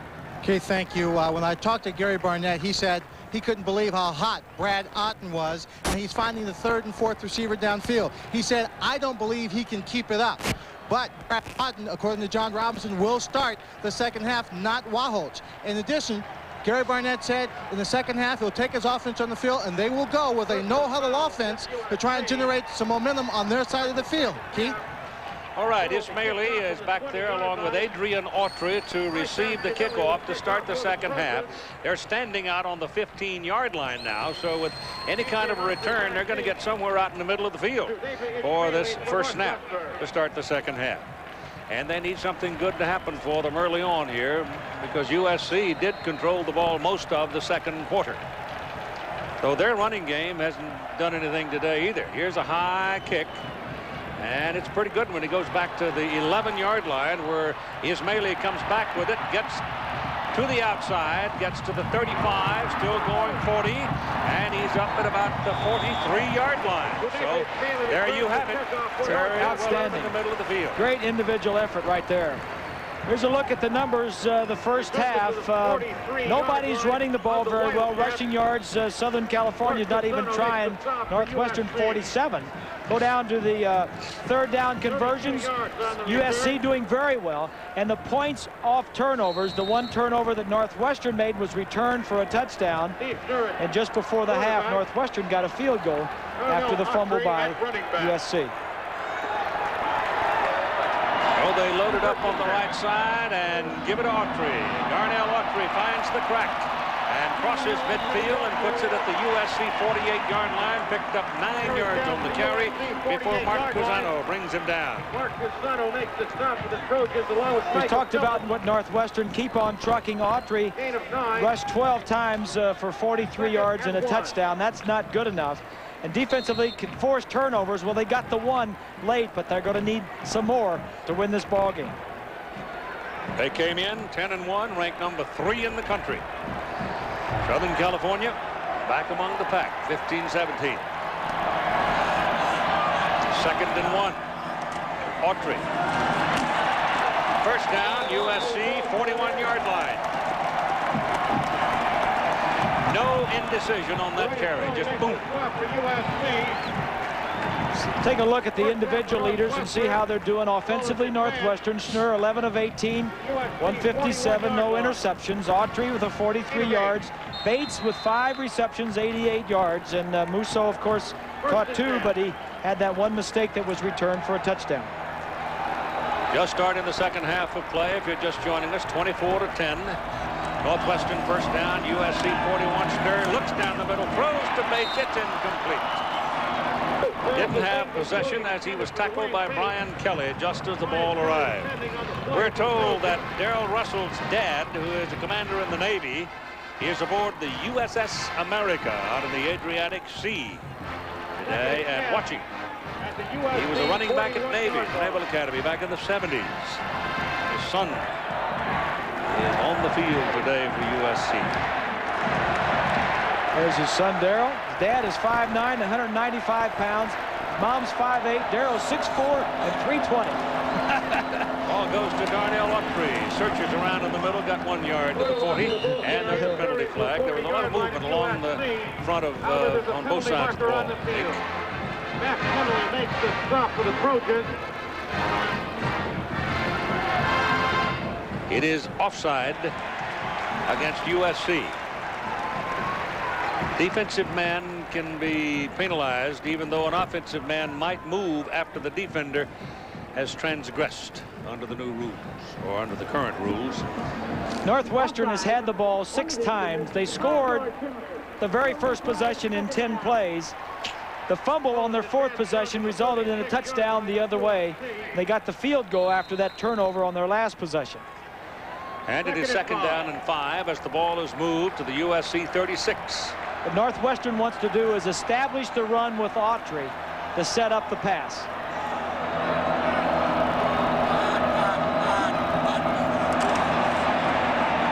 Penalty flags all over the place as Autry may have a free, no, it's Adrian Autry, not Darnell, but Adrian 32 as he runs for the first down. And I think you're going to find that SC probably was in the neutral zone for the 2nd successive play. Ball's advanced down to the 29-yard line. Or it may be a procedure call. No, it's offside against USC. So they've made 2 mistakes in a row. And the carry was better than the penalty, so they should take the carry. It'll be first down Northwestern at the Southern California 29. Darnell Autry is back. Adrian Autry goes out. First attempt for Northwestern at the USC 29-yard line. First drive of the 3rd quarter, very important, especially when you're down like Northwestern is and you've got good field position on this drive. Trojan defense rising up for this one. Number 92, Matt Kennelly, junior out of Laguna Hills, California, got the penetration and got a piece of Autry to take him down. Drop back at the 30. 92 is Kennelly. Watch him as he just runs over one of the offensive linemen. Nice play by Matt Kennelly, an academic All-American, 3-year starter. Nice job. He'll be very prominent next year. Both these teams got a lot of folks coming back. Second down and 14. Schnurr throws that little shovel pass to Darnell Autry, and he gets outside. Got it around the corner before Scott Fields finally got over there and got a piece of it. So he picked up on the play of about 7. Fields is an interesting story, Keith. He was an outstanding high school running back, and of course he had visions of grandeur coming to University of Southern California. Heisman, he wanted to win that. Ended up being shifted from tailback to free safety, and now he's up to linebacker.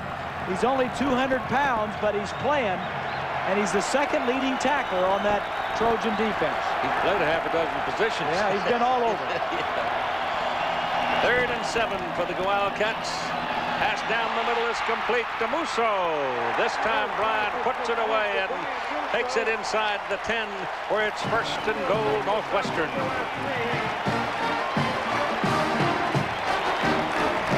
Just do what you can. Northwestern just setting up. Schnurr not turning it over. Little crossing route. This is probably the outlet. He looked downfield. Nothing was there, and Musso beat his man and picked up a 1st down. It'll be 1st and goal from the 9 for Northwestern. The tight end, Drexler, 6'6", 258-pounder. Bates comes to the bottom of the picture. Darnell Autry in the backfield has the ball. Hit behind the line of scrimmage and taken down at the 12. It's Darrell Russell getting the penetration for the tackle. Russell makes the stop for USC. It's a nice play by Russell. He just didn't. That was a little misdirection play, and he just got in there and said nothing doing this time. 11.5 minutes to go, 3rd quarter. 2nd down and 12 from the 12. You know, Gary Barnett would love to have a touchdown here.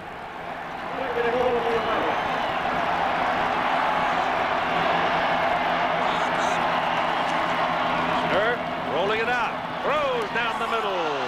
Should have been picked off. Yeah, he was lucky he'd get that one back, and he knows it. It was intended for Shane Graham. Number 23 went up there and got his hands on it. Jesse Davis. And he went right on through his hand. Well, Jesse Davis. Here's Davis here as he's going to try to hit a receiver coming into this area. As he rolls out, watch Davis, the defensive back. He sees him rolling. Nice slides. He slides. He didn't see Davis. There was a man in between he and Davis. Davis came into this ball game with 6 turnovers on the year, 4 interceptions, and 2 fumble recoveries. He missed that one, though. 3rd and 12. From the 12. The ball is knocked down at the goal line by number 27, Micah Phillips. Micah Phillips is setting up a pass play for USC. Same thing. That ball could have been picked off, too. Watch as Schnurr's going to look to our left. Watch him looking to the left. Now that draws the safety over. He's looking there the whole time. The safety coming from our right side, 27. That's Michael Phillips. He saw him looking that way the whole time, and when he started to throw, he went after the ball. Should have picked it off. Ryan Goins in for a field goal try from the 18. A 28-yard try is good. So the Trojans sort of win that scuffle as they hold them to 3, and it's now 24-13. Pictures coming out of the Goodyear Blimp Eagle. Been providing aerial pictures. 1996 is the 71st consecutive year that a Goodyear Blimp has been flying over major sporting events. 71 years. Hi, guys. Hey, Happy guys. New Year to you. Dick and Glenn. All right, here's the kickoff by the Wildcats. They go onside. They got it. They got it at the 47-yard line. Josh Barnes covers it. And it's pickup time. Got to give what? The coach of the year, Gary Barnett. He's trying to fire his troops up a little bit. 5 yards, 10 yards, you can have it now. Couldn't have been done much better, and the Trojans were not ready for it at all. No, they were not in any sense ready for it. Nice kick, too. Nice kick by Goins. You couldn't execute it any better. The little things add to a large sum sometimes. This is Autry. he'll get it across midfield to the USC 49 for a pickup of about 3. Well, that was a big defensive stand for the Trojans, only holding the Wildcats to 3 points. But you come right back, you get an onside kick, and now you can take it down for more. Just an outstanding call and execution.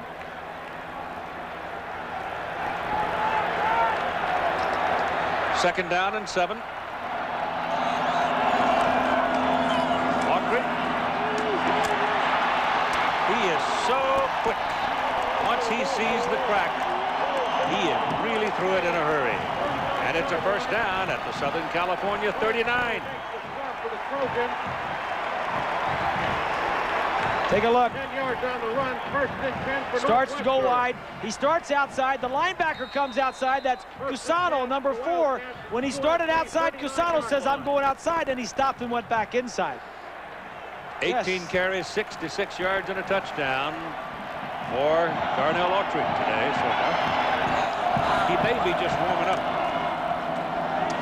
Schnurr's pass completed to the tight end, Drexler. And Drexler will have it inside the 25, and it's another Northwestern first down. And to set up Autry, set up the running game, to establish the running game, to set up the passing, and that's what they're doing.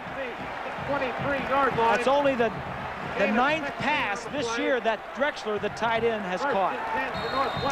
He's big as a house, 6'6", 258. Well, you know why he's in there. Of course. He's another tackle. Block, block, block. 23-yard line. Might be time for Bates. He's got single coverage on the outside. Out of the picture. Up. Handed away to Matt Hartle, the fullback. And a little piece of sugar for the big old blocking back. He'll take it down to the 19. And there's one of the Wildcats shaken up on the play. That's Ryan Padgett. Ryan Padgett. On the field. Shaken up. Can ill afford to lose Ryan. He was all Big Ten this year. Timeout for Mr. Padgett. Look at the injury. Ryan Padgett right here in the purple. Left ankle or left knee is going to collapse under him as the running back and the tackler. They all just kind of whiplash behind him. He's a senior. As I mentioned, he is made the All-Big Ten team. Number 72, Peterson, is in for him. They took him right to the clubhouse, so I don't think we'll see Padgett anymore. He's from Bellevue, Washington, too. There he goes.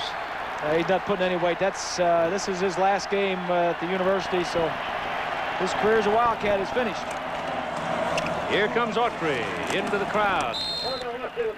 And we'll pick up a couple of yards on the play, and let's check in with Swanee. Well, Keith, when he came off the field, they told me it was his left ankle that was the problem. And the Rose Bowl doesn't have X-ray equipment, but Northwestern brought in a low-grade fluoroscope, excuse me, thanks, Keith, fluoroscope, and they brought it in to check out hands and anything below the elbow and ankles in case something happens. So they're going to take him in, get the X-ray, and if I get the information, I'll give you the update. I think when we were back there for the Penn State game that his right ankle was how do you know all that brace. medical stuff anyway? You're looking into this stuff with your knees. I read a lot. Yeah, I've had yes, I've been there, done that. Ball is pitched out to the left side, and Autry makes a diving try, doesn't come up with it, and there's a penalty flag on the field. And it's thrown back down there in the secondary. So it might well be again the Trojans. Defensive holding that to be a first down. An automatic first down. Did you know that it has not rained on a Rose Bowl football game since 1955? Well, I know I played here in '67 with the Boilermakers, and it didn't rain. I'll tell you, it is something special. Musso in the slot, number 22. Let's check this out. Yeah, right there. Yeah, exactly. Yeah. Good call by the back judge. He's in the middle of the field, way in the back, and he looks at the tight end or the slot. Schnurr saw it. He's jumping up and down. Well, he wanted to throw him the ball, and he couldn't get his release. So the Trojans make a big mistake. They give Northwestern the ball. First and goal at the 9. Sammy Knight, he was the guilty party. This Trojan defense is second in the nation, coming in with fewest touchdown passes allowed. They've only allowed 6. The team that has allowed the fewest is Northwestern. They've only allowed 5. So tough to throw the ball in the end zone with these two teams. They stopped them the last time. They were down on the 9, first and goal. This time they give it to Darnell Autry, and he's working down the corner. Touchdown!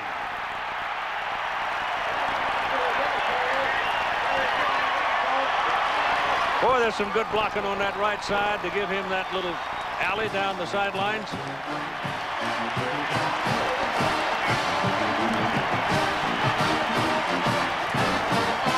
Keith, the thing I like is the patience.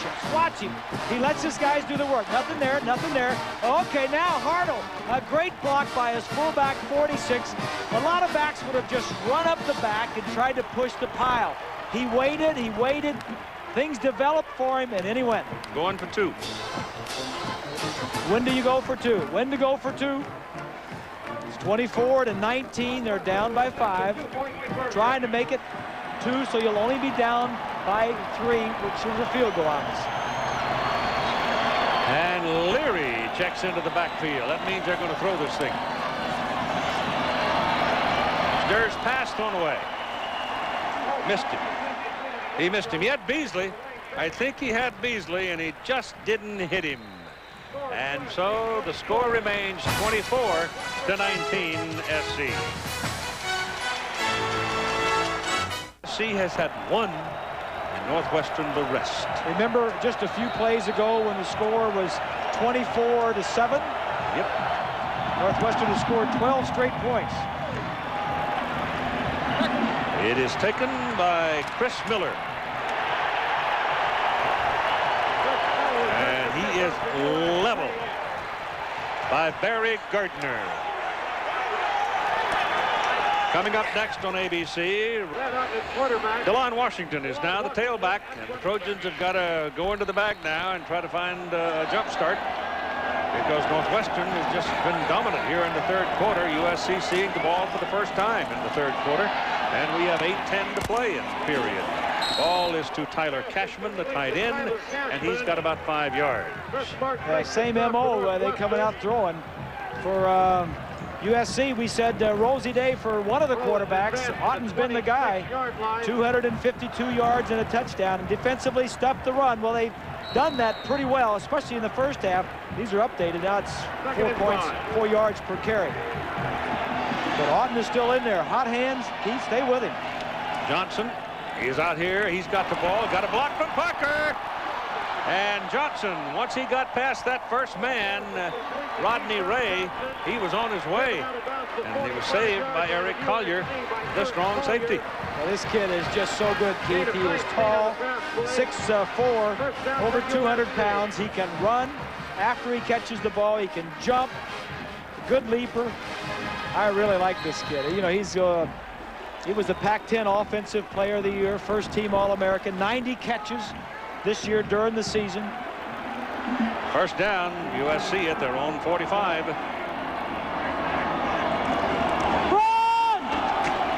Run it. Oh, they haven't done much on the ground all day as DeLon Washington carries it. They got a penalty flag. At the line of scrimmage. Right along the line of scrimmage.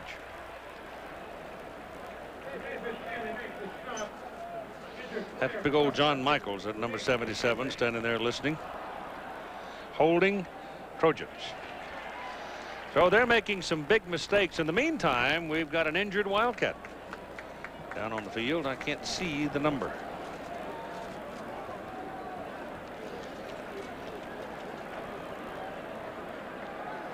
Let's take a look at the Trojans and see how their possessions in the first half went. They had the ball 6 times. They scored on their first and third possession. They fumbled later on, but they also got a defensive score when Dalen McCutcheon picked up that fumble and ran it in for a touchdown. We'll be back in just a moment. He's all ready. He's ready to go. That's Cashman, the tight end, in motion, and Otten back. And his delivery is on the money. It goes to Johnny McWilliams, who broke from the tight end position while Cashman was in what they call the H-back position. And at 7:10 to go in the third quarter, it's 24-19, USC leading Northwestern.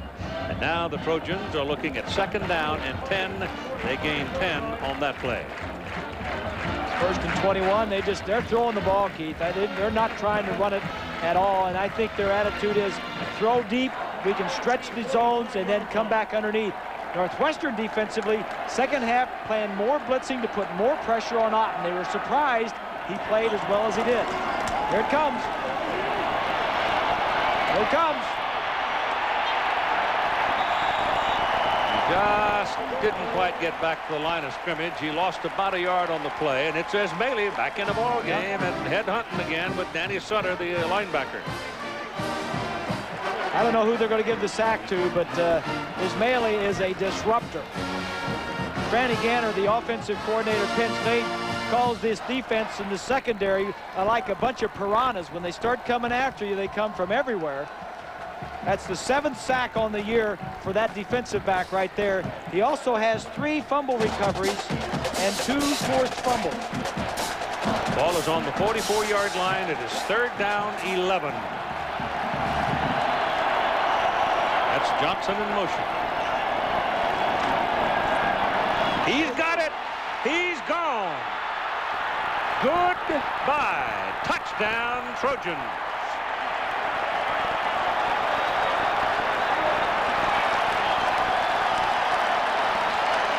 Once he broke past the first contact, there was nobody home, nothing but taillights and a TD.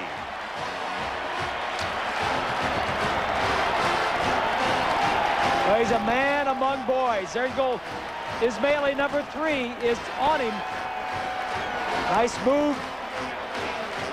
Taillights in the mirror. Is that what you said? I like that. There's no question that this man is the best player on this field today, and he is like a man among boys. That's what, 10 catches for him? Yep, for 199 yards, which is a Rose Bowl record, and Adam Abrams converts for the extra point. And at 6:08 to play in the third quarter, it is now 31 USC and 19 Northwestern.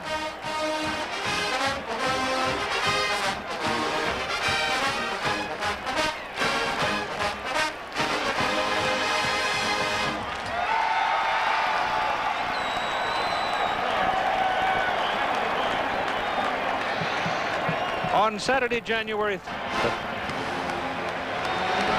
touchdown didn't hurt. What do you think Era's feeling right now? Era? Era. Hates that white horse. That's from his days at Wore him out. At Notre Dame. That big turnaround game, yeah, that one game. The ball goes to Ismaili, a yard deep in the end zone. He's tough. He's across the 25 to the 26. For Northwestern to the Wildcat 26-yard line. Let's go back and take a look from behind the offense on that touchdown. In motion is Johnson. Ismaili, number 3, is in the fouling blitz. 6 guys are coming, so man, everybody is man covered in the secondary. It's the same play they ran a little bit earlier. Both guys coming back to the inside. Ismaili dove for the ball and didn't make it. Brad Otten having a big first half, getting the ball where it needs to be. I'd throw as many as I could, though, to my man number 3, Keyshawn. On the 26 now, first down for the Wildcats. Darnell Autry is the deep back. That's Beasley in motion. And Schnurr gives it. No, he kept it. He wants to go big with it. Down the middle of the field for Dwayne Bates, and he caught it. What a great catch by Bates. He had 2 Trojans hanging all over him. They lost contact with him, lost sight of the ball, and he made a great play. It's a good call, Keith. And you know what? There's a penalty flag back where he threw the ball. So it may be a late hit on the quarterback because they're going to pick up that flag and bring it all the way upfield. So that's bad news for USC. Personal foul. Take a look from the goalpost cam from behind. Little fake. and a fake reverse. Now that's allowing the receiver to get down there. But look, good coverage, double coverage, but Bates just wants it more than those two backs. It's supposed to come off like it's a reverse or a run and then take off running, but Davis is 23 and Kelly 42. They were there, but Bates made the play. Yeah, but you add on the personal foul from the 28-yard line where Bates was put down, and Northwestern owns the football. First down at the USC 13-yard line. If Northwestern goes in, that just negates the Johnson touchdown that was just scored on the long pass. That's right. If you don't make mistakes and give the ball away, and certainly personal fouls have to be considered mistakes. First down from the 13 for the Wildcats. And it's Autry to the 10. Darnell Autry, the ball carrier, carries down to the USC 10-yard line. Gain of 3. I thought the call that Barnett made just a little bit earlier, Keith, that onside kick was a huge call, because if it didn't work and Southern California took the ball the other way, the game could have been over. But he's made a lot of calls this year, and most of them have been right. The consensus National Coach of the Year. Second down, 7. Autry. Boy, he's good on that cutback. He's going to be at about the 7-yard line. He goes just inside the 4. They get a first down. So it's the stretch play. It's just like everybody blocking man on man, and just run to the sideline with your men.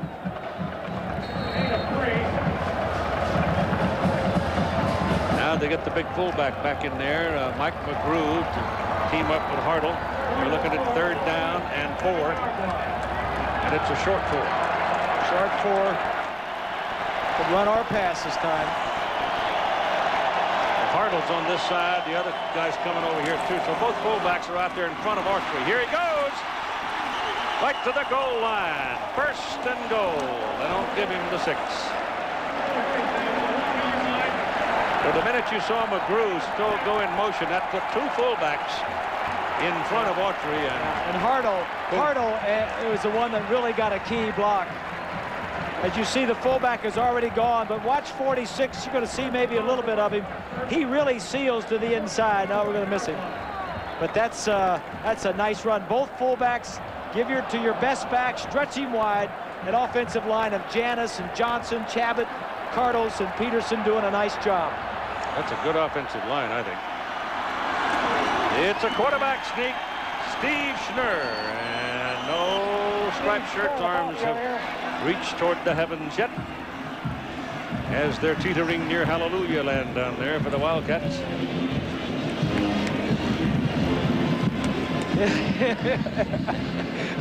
No celebrating yet. Teetering towards Hallelujah Land. They don't give it to him.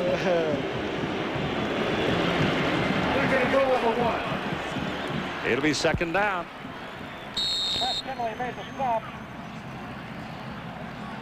There's a reflection of a little suffering going on the 2 sidelines. Robbie said the other day, 21 teams, 11 in the Big Ten and 10 in the Pac-10 started out. 2 are left, and 1's going to be standing after today. There goes quarterback sneak. This time he's got his touchdown.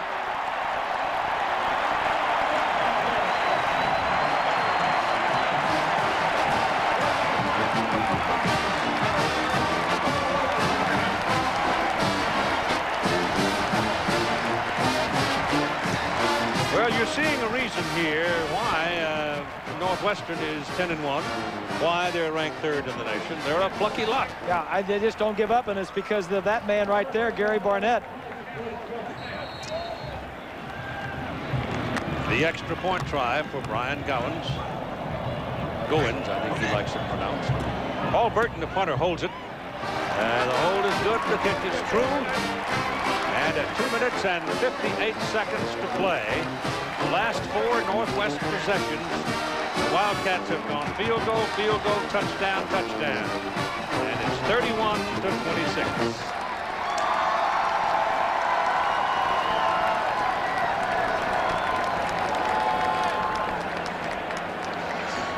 What a mess there, huh? Let's go back and take a look. This is a key play in the second half that really got Northwestern started, and had it not worked, if Southern California had recovered, they had a short field going the other way. But this is the thing that got them started. Again, they're back within 5 points, and all they have to do is stop Keshawn Johnson. I mean, they want to put pressure on the quarterback, and Otten, he's hot today. They can't do it with just 4 guys, so they're blitzing, but that means single coverage on Johnson. It is a fine-looking sunset. And over here at the that's downtown, and over here at the Rose Bowl, it's a fair golden glow on the old San Gabriels. Chris Miller and Anthony Volson now will be the deep people for Southern California. Owens getting ready to kick it off. 26 points now for Northwestern. They close to within 5. And the kick is high, and it is long, and back into the end zone, and Chris Miller will not return it. So the Trojans begin first down at their own 20.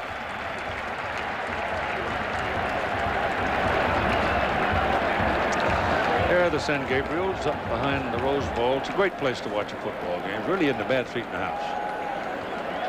Really a nice old stadium. And the field is in such great shape, Keith. We were down there yesterday. Look at what Keshawn has done. 10 receptions, 199 yards, a touchdown. That's a Rose Bowl record. I remember last year in the bowl game, were they in the Cotton Bowl, I think, or he had a lot of catches in the game last year. Of course, he had 90 during the season this year. They go to work out of a familiar old formation, the straight eye, putting Johnson in motion and run the ball. This is DeLon Washington working in the traffic, and there's a penalty flag down.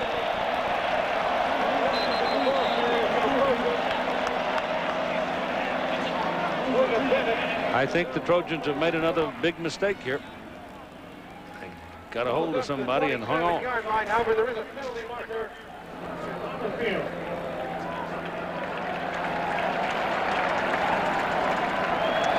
Holding USC.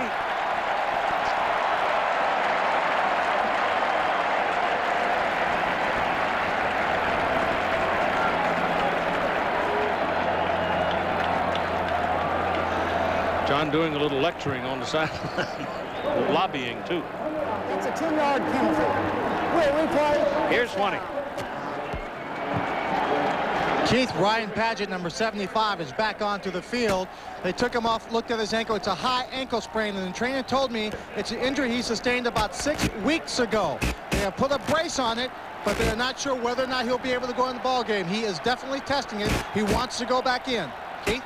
And that would be the same leg that he had that brace on before. Otten down, throws, caught by one of the linemen. Penalty flag.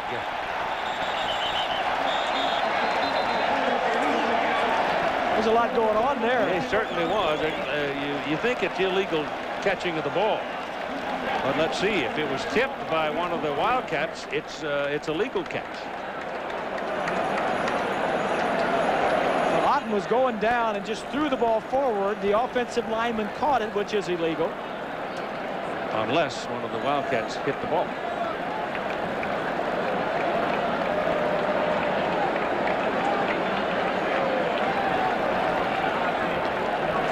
It's illegal. Legal touching. Offensive lineman.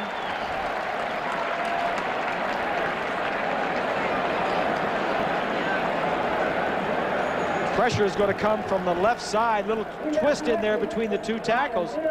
It's 95. That's Rice in there that gets on him. Otten just tries to toss it forward. Rice has been a bulldog all day. He hasn't given an inch. Number 95, big senior, 270 pounds. He and Larry Curry have taken up a lot of space in the middle of the field. Rice has started 26 straight games. Ball is all the way back on the 5-yard line. This is a pretty ugly series for Trojans. Second down and 25. Keshawn is in the slot. They run it with Woods. And he gets to the 7. So it'll be third down and 23. Don Holmes and Ray Roby combining for that tackle. Gain of 2. I tell you what, Northwestern, if they can pin them back here, they're going to come out of this with pretty good field position. And the way things are going for them, look out.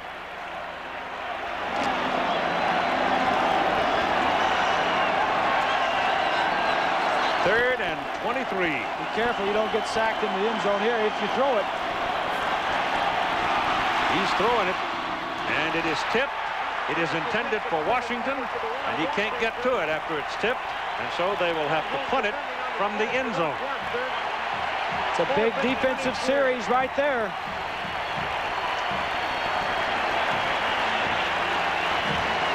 And for those of you around the country and around the world who have not seen Northwestern play this year, I think you're seeing a little bit of the reason why they've been so good. They play every play. They were down by 17 points and have not given up. Brian Musso is waiting at midfield. And John Stonehouse standing well back in his end zone. His first kick and only kick today was 39. That is a very low snap, but he handles it and just killed it. He knocked it all the way back to the Northwestern 43-yard line. That's a 50-yard punt when they sorely needed it. At 1:35 to go in the third quarter. 31-26. And the Wildcats, who started this half with that ball first down at their own 43, sitting right in the same position. By John Stonehouse. First and 10 for Northwestern at the Wildcats 43-yard line.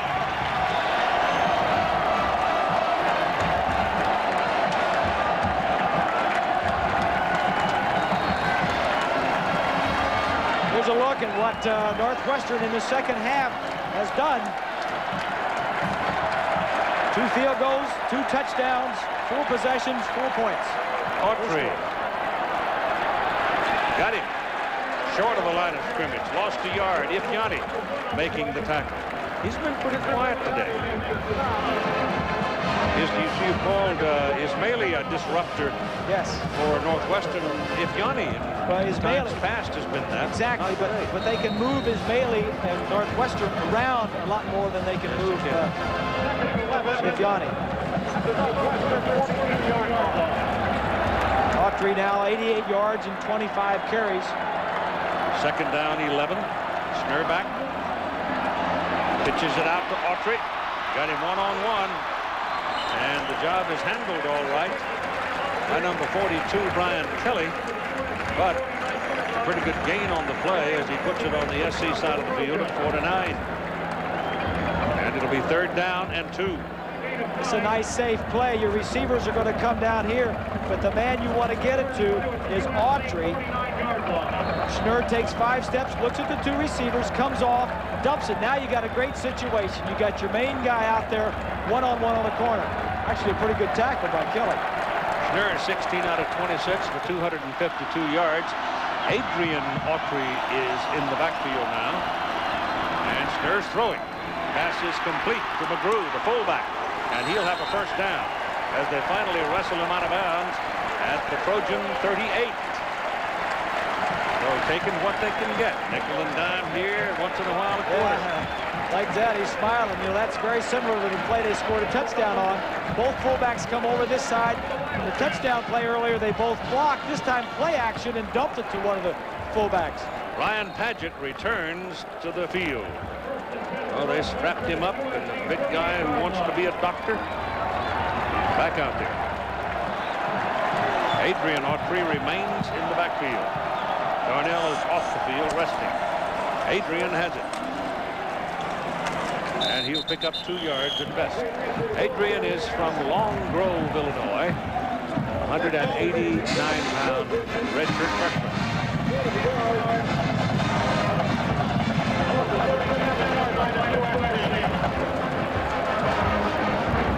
Sean say we've scored 31 points in 3 quarters and we're still in a dogfight here. Well, who are these guys? I think that's one problem back in the Big Ten, Keith, that for years past, all the teams in the Big Ten, where they'd always play Northwestern, hey, it was an easy game. It was like an off week, but they couldn't believe it this year when they played them. It was the same colored uniforms, the same team. But hey, these guys, what's happened to these guys? They're a heck of a lot better. 5-point difference, and we'll return for the finish after this message and a word from our ABC station.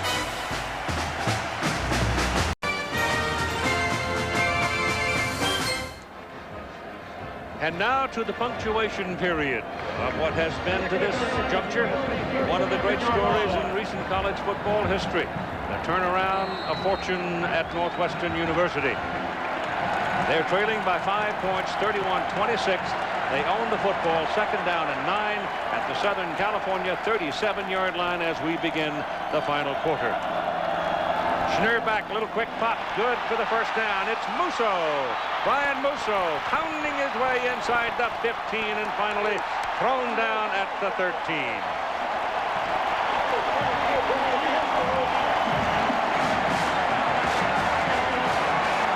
It's like a wide receiver screen. Musso is going to come in motion across the formation. Now watch as all the offensive linemen in purple shirts are going to show up. Look at this. It's a little screen. At 61 is Chabot.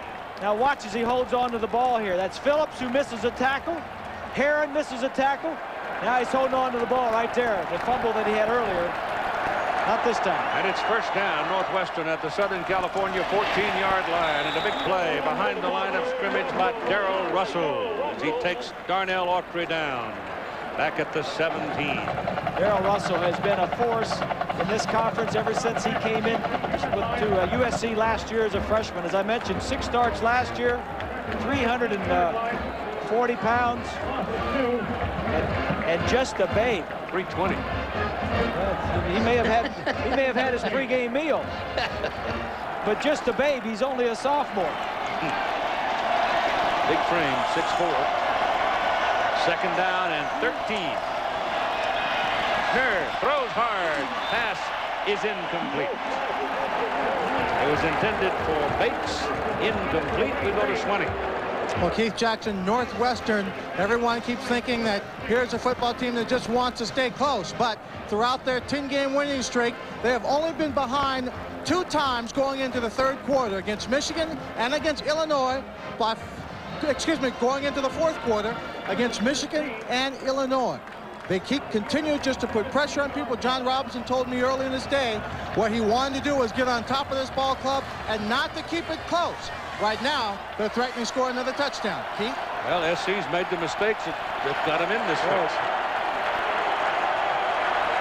3rd down and good 13. There they go with Autry. Darnell Autry inside the 10 to the 9. Penalty flag goes down. You may have a face mask.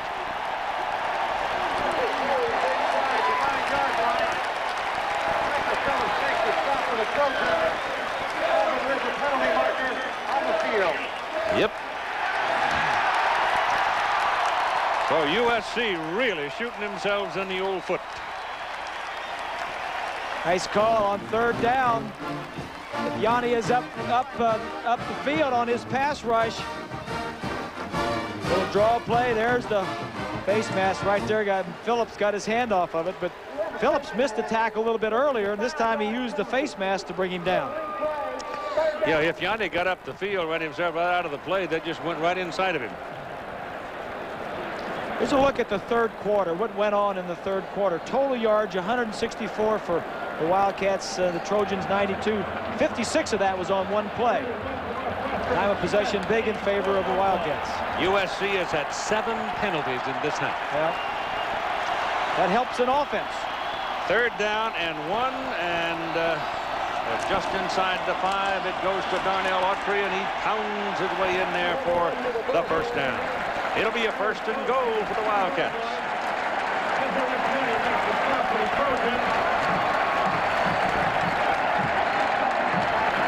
USC with a total of 10 penalties and 7 in this half. But make another one. Yeah. That's 8 penalties in this half. They jumped.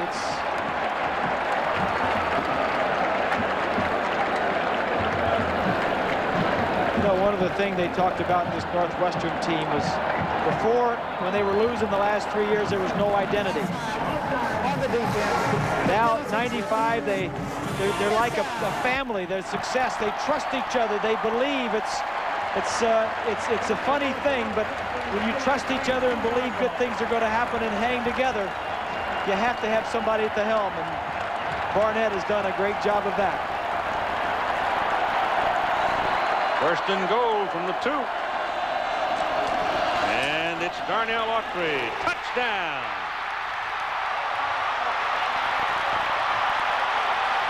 Look out, you're going to get a flag.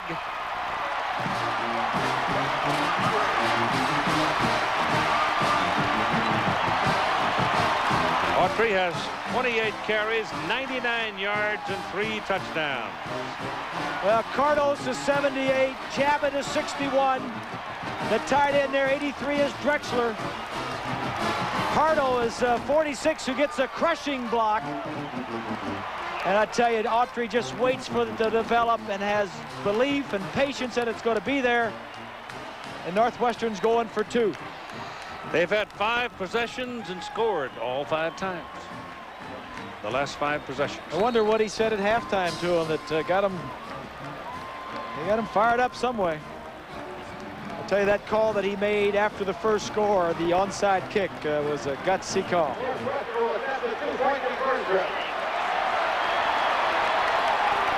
One for 2. They have the lead at 32-31. They lead for the first time today. They're trying to increase the lead as Schnurr throws down the middle. Good. No good. Didn't hold it. Ball was drilled in and then came out. Drexler could not keep a handle on it. And so scoreboard has given it to him. But the scoreboard is wrong. And the tight end, 32-31. Here's the play. Could have had this one. Phillips gets over, just gets his hand in and strips it, but that may be a big missed extra point. 2-point conversion. Wildcats by 1. Numbers for Autry. You know, he's a theater major at Northwestern, an aspiring actor. He met fellow Northwestern alum Charlton Heston the other day at Universal Studios, and says he doesn't have any job offers laying around yet, but he would like to come back and have one later on down the road. Marvin Powell III was the young man that stepped in there and picked up that low short kick and returned it, and the Trojans have pretty good field position tomorrow night on 8. All right, the ball is up at the 33 with Brad Otten staying in there at quarterback. And pressure coming, gets it away down the middle underneath the coverage, and it'll be a gain of about 5, maybe 6 yards to the tailback, DeLon Washington. Well, you know, John Wayne, Duke Wayne, was advertised as a football player in Southern California, but actually back in those days, he wasn't really the Duke yet. He was known as Marion Morrison. But there was a fellow from Alabama named Johnny Mac Brown that went right out of the backfield and right on to a white horse and started shooting bad guys. He had a long career. Yes, he did. 2nd down, 4. And it's Washington tripped up. Number 95, Matt Rice, had the penetration, took feet away, and he gained only 2 when he had a pretty good sized hole on the right side of the line. So they're clutching and grabbing.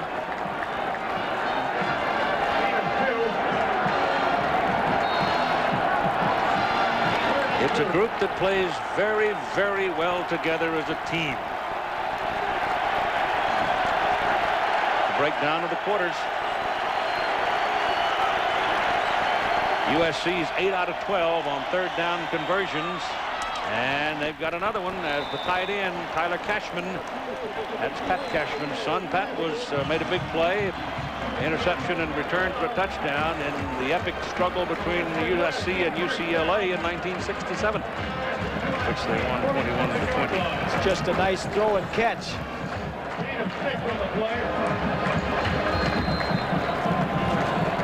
Their scores you see from games about the country today and through the holiday season involving the teams from the respective conferences. There were some surprises. East Carolina was a surprise. Virginia Tech, both of them winning with defense. Back goes Otten on first down from the 47. The ball is batted down, intended for John Allred. Donnie Holmes, every time we call Donnie Holmes's name, you got to mention or got to think about Pat Fitzgerald, the defensive player of the year in college football, who broke his leg in a couple of places, not playing today, and Holmes is filling in admirably for him in that position. As you take a look at Fitzgerald. That was a wild man. He's flying around doing everything. Very bright, very intelligent, too, Keith. He just read the cheats of the back slants of the offensive line. If they lined up a little closer, somebody could read all that stuff. Second down and 10. Otten looking for Johnson, goes the other way, and he has Miller, and Chris Miller with a first down at the Northwestern 40. Eric Collier pounded Otten. Strong safety was coming and got a piece of him, but he got it away. And here's Collier here, Keith. He's going to put the pressure. But look at this group of three that he's throwing to.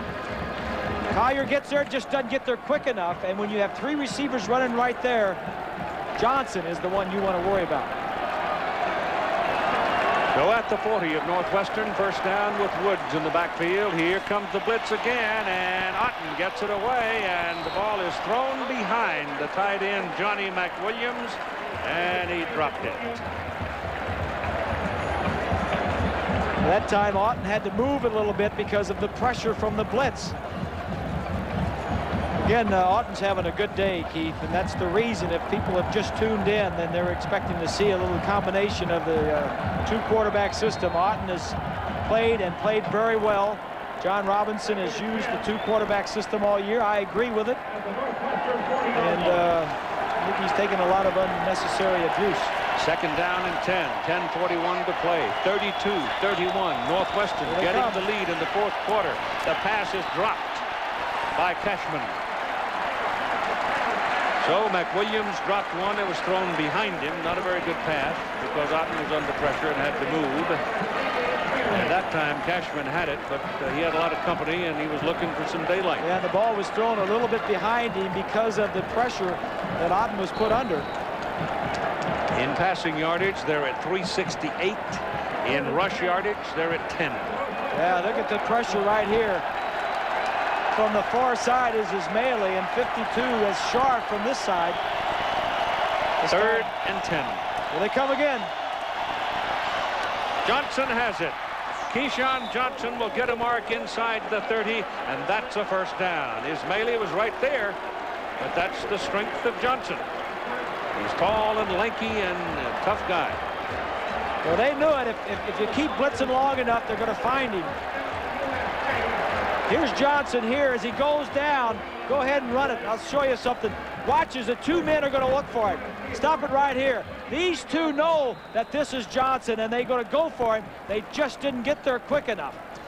11 catches, 210 yards. He owns the Rose Bowl record in yardage. First down from the 29. 32-31. Wildcats are leading, remember. Parker coming across the middle. The ball is slapped down. As Otten tried to throw a little soft lob to Parker coming across, he just didn't put any air under it.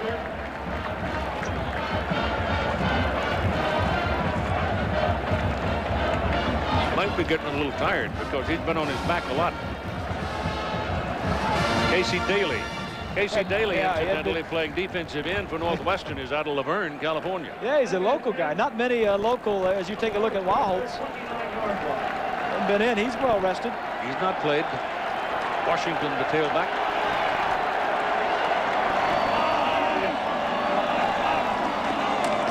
Washington with the ball. Well, that little skip right, skip left, and it was a skip left that got him in trouble. If he does, it just keeps on skipping right. He had some room.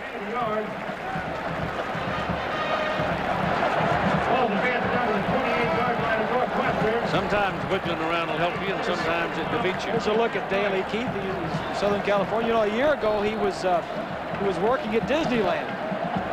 He had a summer job, not a summer job, but a vacation job out there. He'd greet visitors. He was in the Working the Jungle Cruise, he said. He had to wear a costume similar to Indiana Jones. That's the work of Brad Otten on 3rd down, 9 of 11. He needs one here to make it an even 10. He doesn't get the ball up in the air. And he is again put flat on his back by the pressure. It was Casey Daly. Maybe Daly or somebody knocked that ball in the air. Wright knocked him down. And it'll be 4th down. Looking left all of his way, moving, jumping around a little bit.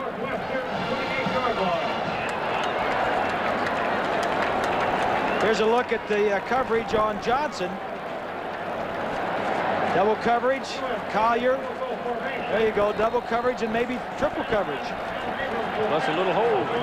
This is a 46-yard field goal try, the longest ever by Adam Abrams, 41. Stonehouse will hold it. Gomez will snap it. 46 yards for the lead. Good.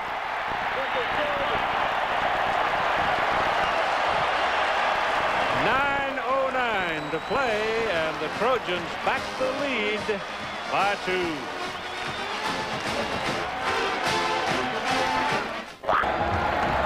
Pretty postcard.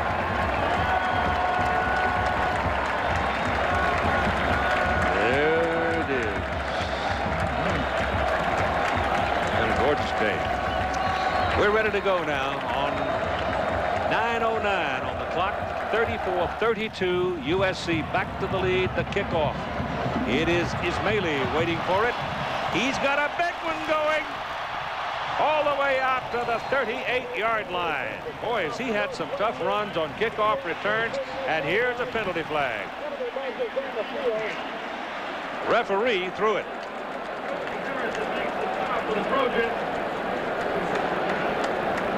47 yards on the return.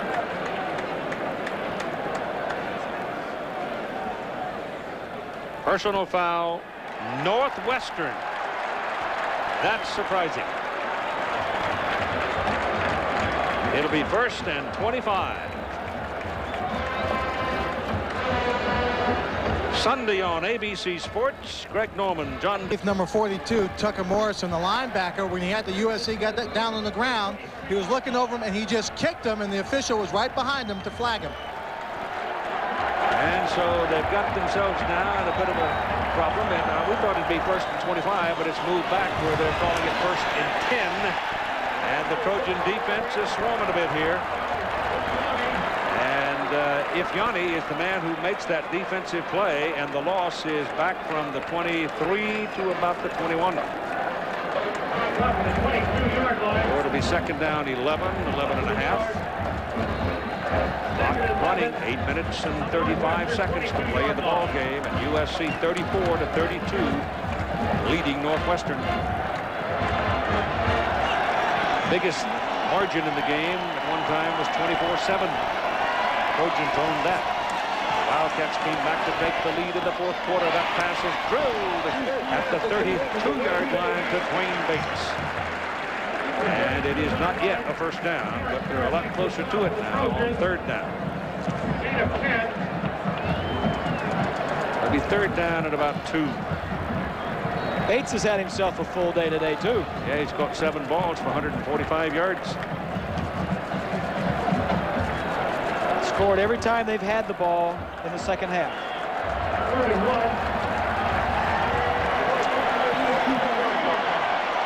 3rd and a yard and a half or so at about 2. And the Trojans are in the neutral zone. There was contact before the ball was snapped.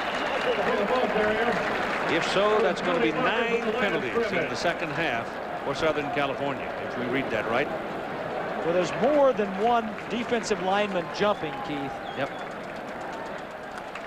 And that tells me, might have something. Exactly. That tells me it's the quarterback's cadence, and that's all well and good. I mean, if you can have a cadence that is non-rhythmic, Right there, and you usually get the ones that are closest, and those two guys are the closest to the quarterback because they hear you. The inflection and the timing between the huts. You can usually get him, and he's using it at good times. At 3rd and 1, he pulled them off sides. You don't want to use it all the time. That gives him a first down up at the 37-yard line. It's Schnurr looking around and throwing down the middle. The ball is caught by Beasley. Right down the middle of the field at the USC 47-yard line.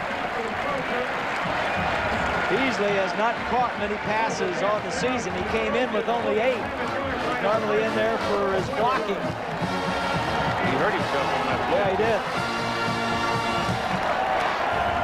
So the Wildcats move it again. But you know, Keith, talking about that non-rhythmatic cadence and what Schnurr has been doing, pulling him off sides. You know, it's just another way that he can help. You know, a smart quarterback, competitive. That's one of the ways he beats you. Autry. And they get him out of bounds at about the 43 or so. Schnurr is 20 of 31 now on the day for 313 yards. So both quarterbacks are over 300 yards. Schnurr, that's probably his career day, too. I don't think that they don't throw that much. Or they don't want to throw that much. Let's put it that way. Darnell Autry has 30 carries now for 100 yards. And Autry's used to that. He normally carries. He's averaging 32 carries a game. And Barnett reflects the philosophy of John McKay. Ball ain't heavy and he don't belong to no union. Ball ain't heavy. Schnurr's pass intercepted. Carrying it is Jesse Davis. Down to the Northwestern 30-yard line. Schnurr had his man, but on the run couldn't deliver the ball.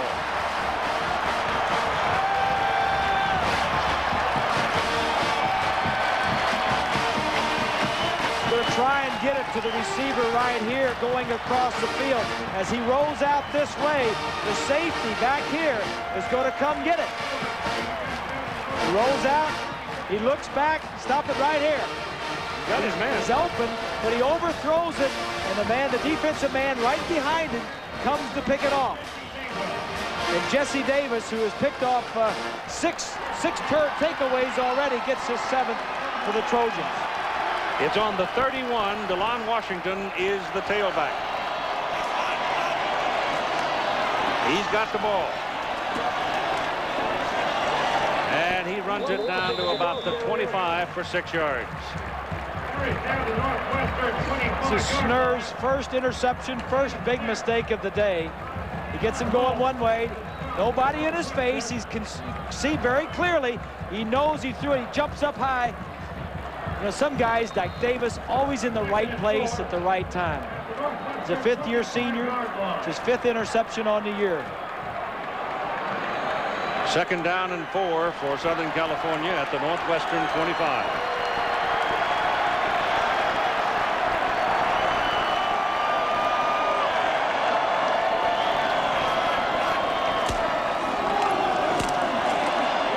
Not much there. The penetration was by number 68 for the Northwestern Wildcats, Mike Warren. The Goodyear blimp, one of the most enduring symbols in sports in this country, providing the aerial pictures today from the Rose Bowl and out over the Rose Parade this morning.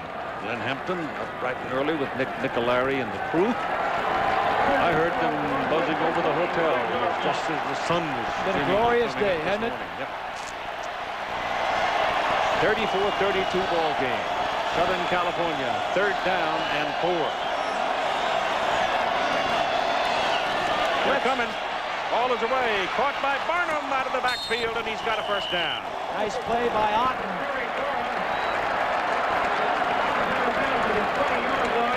So Terry Barnum one more time steps up to make a clutch catch of a pass that was delivered under duress. Exactly. You got the 2 linebackers blitzing. Here's Barnum coming out of the backfield. When he sees the linebackers blitzing, he's going to get the ball out real quickly. Right now, it's a free release by the back.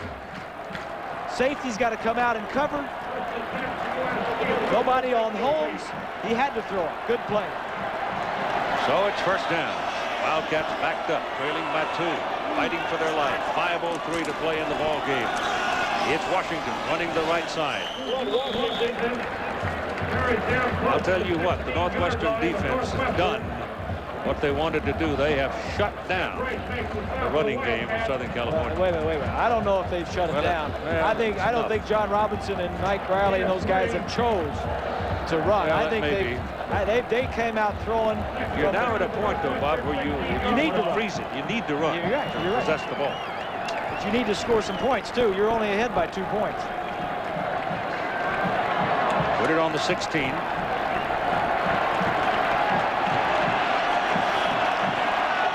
Second and 7. Do it again. Washington can't get loose. Number 52's got him by the nape of the neck. Tim Sharp takes him down.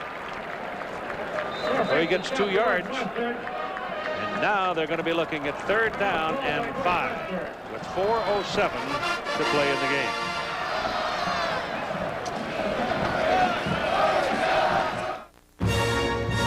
From director Oliver Stone. Bridge of the 1996 Rose Bowl, brought to you by 3rd down and 4. Woods in the backfield, and they've been pretty good on 3rd down in 1995. Otten to throw it. Did he get it? I guess it's called good. It's Keyshawn Johnson. Boy, he hammered that thing into him, didn't he?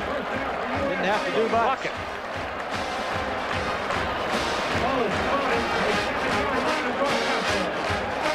Johnson's right here, and the double coverage is going to be right behind him.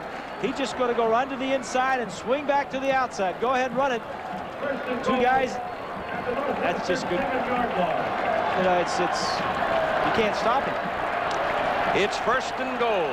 DeLon Washington is in on the field at the 7-yard line. 1st and goal, and give it to Washington, running over the left side down to the 2. Our attendance today is 100,102. Down to the 2-yard line for Northwestern. And they've seen a very good football game. It's 2nd down and goal. The ball at the 2. 34-32, Southern California. Clock running at 3 minutes and 10 seconds to play. Northwestern with 2 timeouts remaining. What they're talking about right there is stop. Number 1, stop them, and number 2, strip them of the ball. Washington over the top. Touchdown.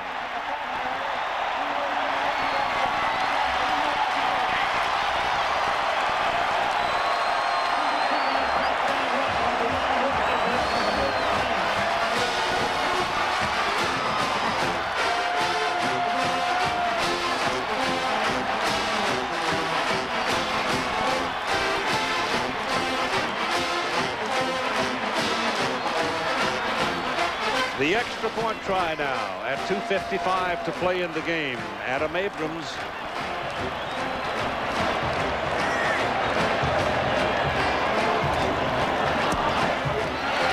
Good. It's 41-32.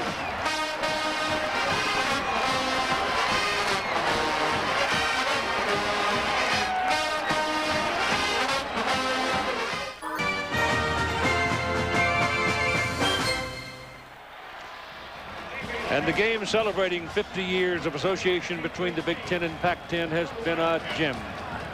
Darnell Autry is out now with Ismail, the deep people, to return the kickoff from Southern California.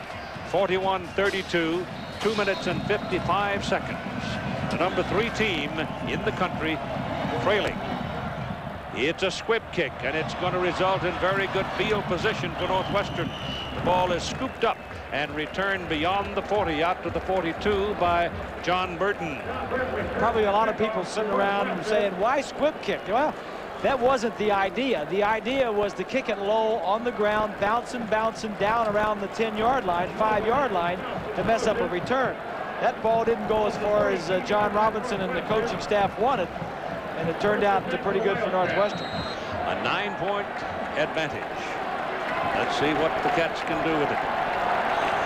Schnurr sets him up, double wide, top of the screen from the 42. Gets his pass away underneath. It is incomplete, off the hands of Beasley, number 86, coming across the middle. The executive producer of ABC Sports is Jack O'Hara. Today's game produced by Bob Goodrich, who is the coordinating producer for ABC's college football, and directed by Drew Esikoff. Very well. Those two guys were off in Buffalo on Saturday. Jimmy Ressler is the associate coordinating producer for college football.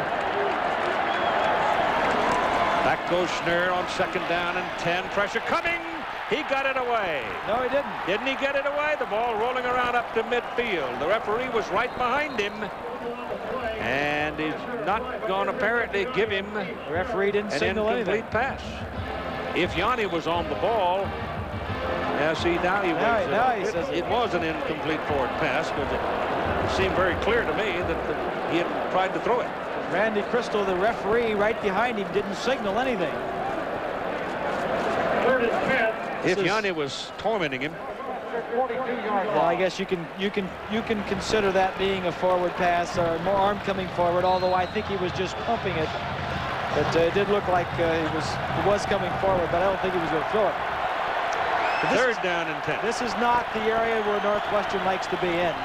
Passing situations. He got to run it now.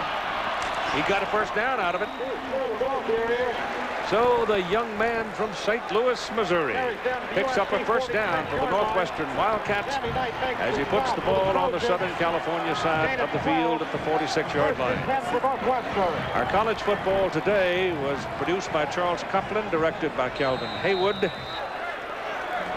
Our technical director here at the Rose Bowl, Gary Larkin. Our associate director, Bruce Clark.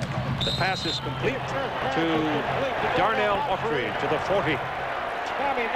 They've still got 2 minutes and 9 seconds to play in the ball game. Ball's advanced down to the 40-yard line of USC. Our statistician is Dave Burnson, and our spotter is Todd Barry. They've both been here since we planted the first tree. Been around here a while, haven't they? Yep.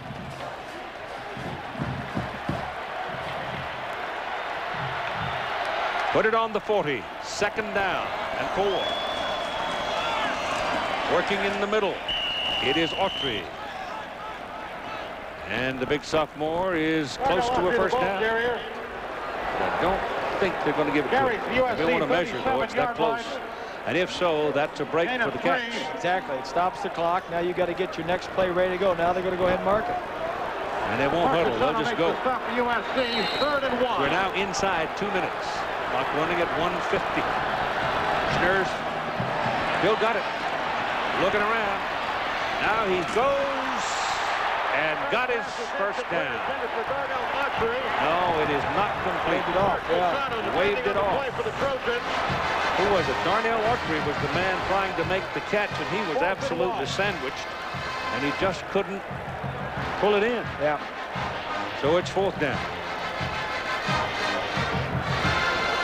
Passing situations, Northwestern in the Big Ten was last in 3rd down conversions. It's not an area they're strong in. They like to avoid it, but they can't avoid this. John Robinson in his 4th Rose Bowl as a head coach at Southern California. Looks like he may win his 4th straight Rose Bowl game.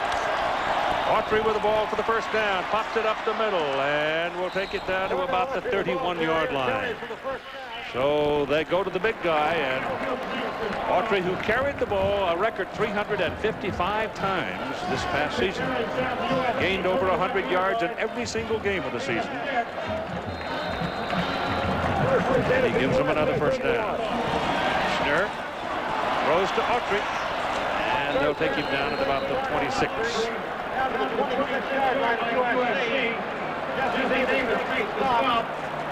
2nd down and 5. Darnell Autry comes out for a little rest, and Adrian Autry replaces him. And Schnurr back. Goes down the middle and then goes the other way, and is caught by Bates. He looked down the middle the whole time and then came back to Bates. Bates made the catch, but there's a penalty flag back up on the 33-yard line. Hold the phone. It's against Northwestern.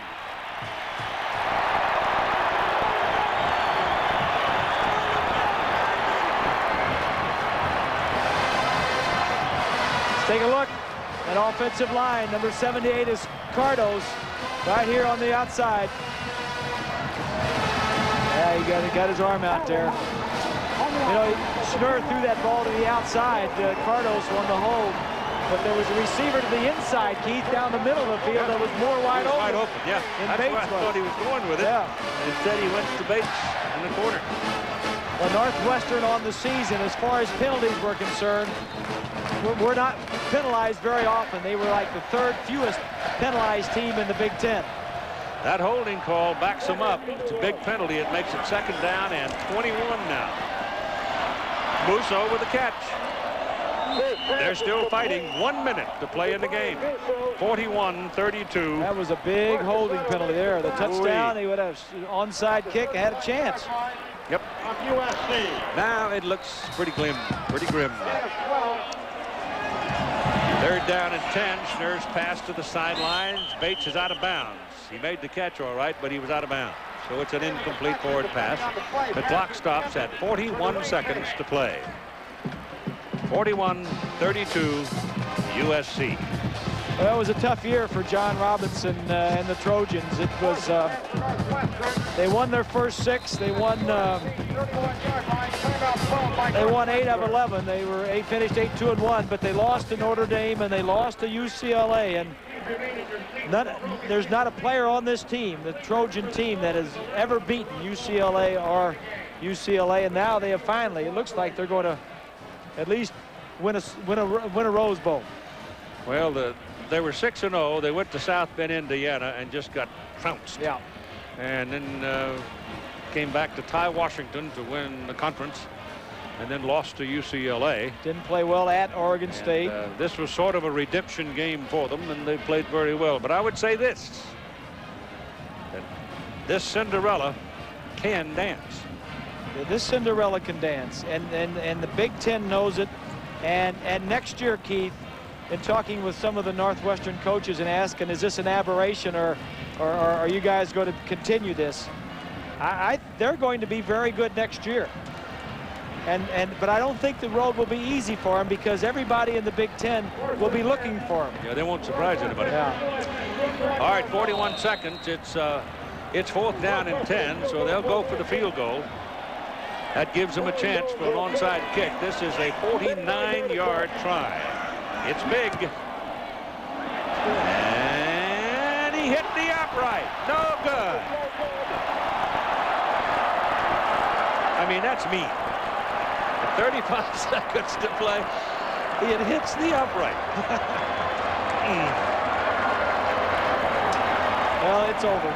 Yep. And Barnett knows it. Well, it was a good one. Most enjoyable.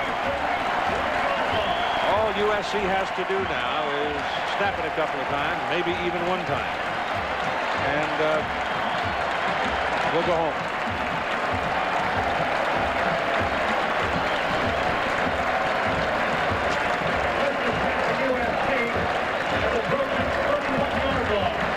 Yeah, it was a great year, though. This fellow's a class act. Yeah, he is. It was a great year. And so are his kids. The Big Ten is wide open nowadays. It's no longer the Big 2 and the Little 8. There are a lot of teams in the Big Ten that are capable of winning that title. This fellow right here is a class act, too. Yes, he is. John Robinson has done nothing but good things. He's been back 3 years, and he's either won the title in the Pac-10 or finished second the 3 years he's been here.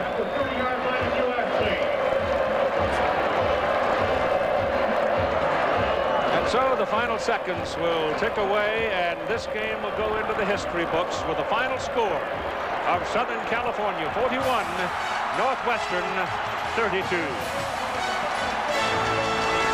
We'll be back for the presentation in a moment. Welcome back to the Rose Bowl, where we have the trophy presentation. The president of the Tournament of Roses Association, Bud Griest, will make the presentation to John Robinson. Thank you, Lenny. Thank you, John.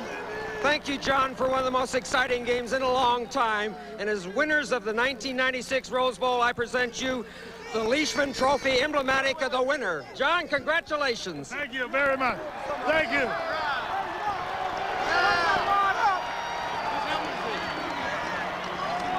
On behalf of our players, all our players and our fans, all Trojans, this is a great day, and we thank you very much.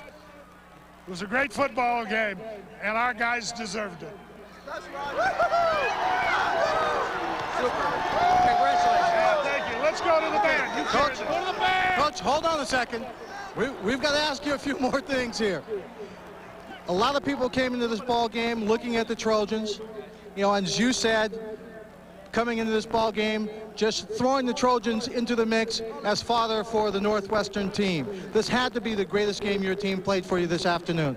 We knew all those things. We were definitely the straight men, but we're not now. This senior class has gone out champions, and that's a great deal for us. Let's go. John, you come into a game, you're known as a running coach.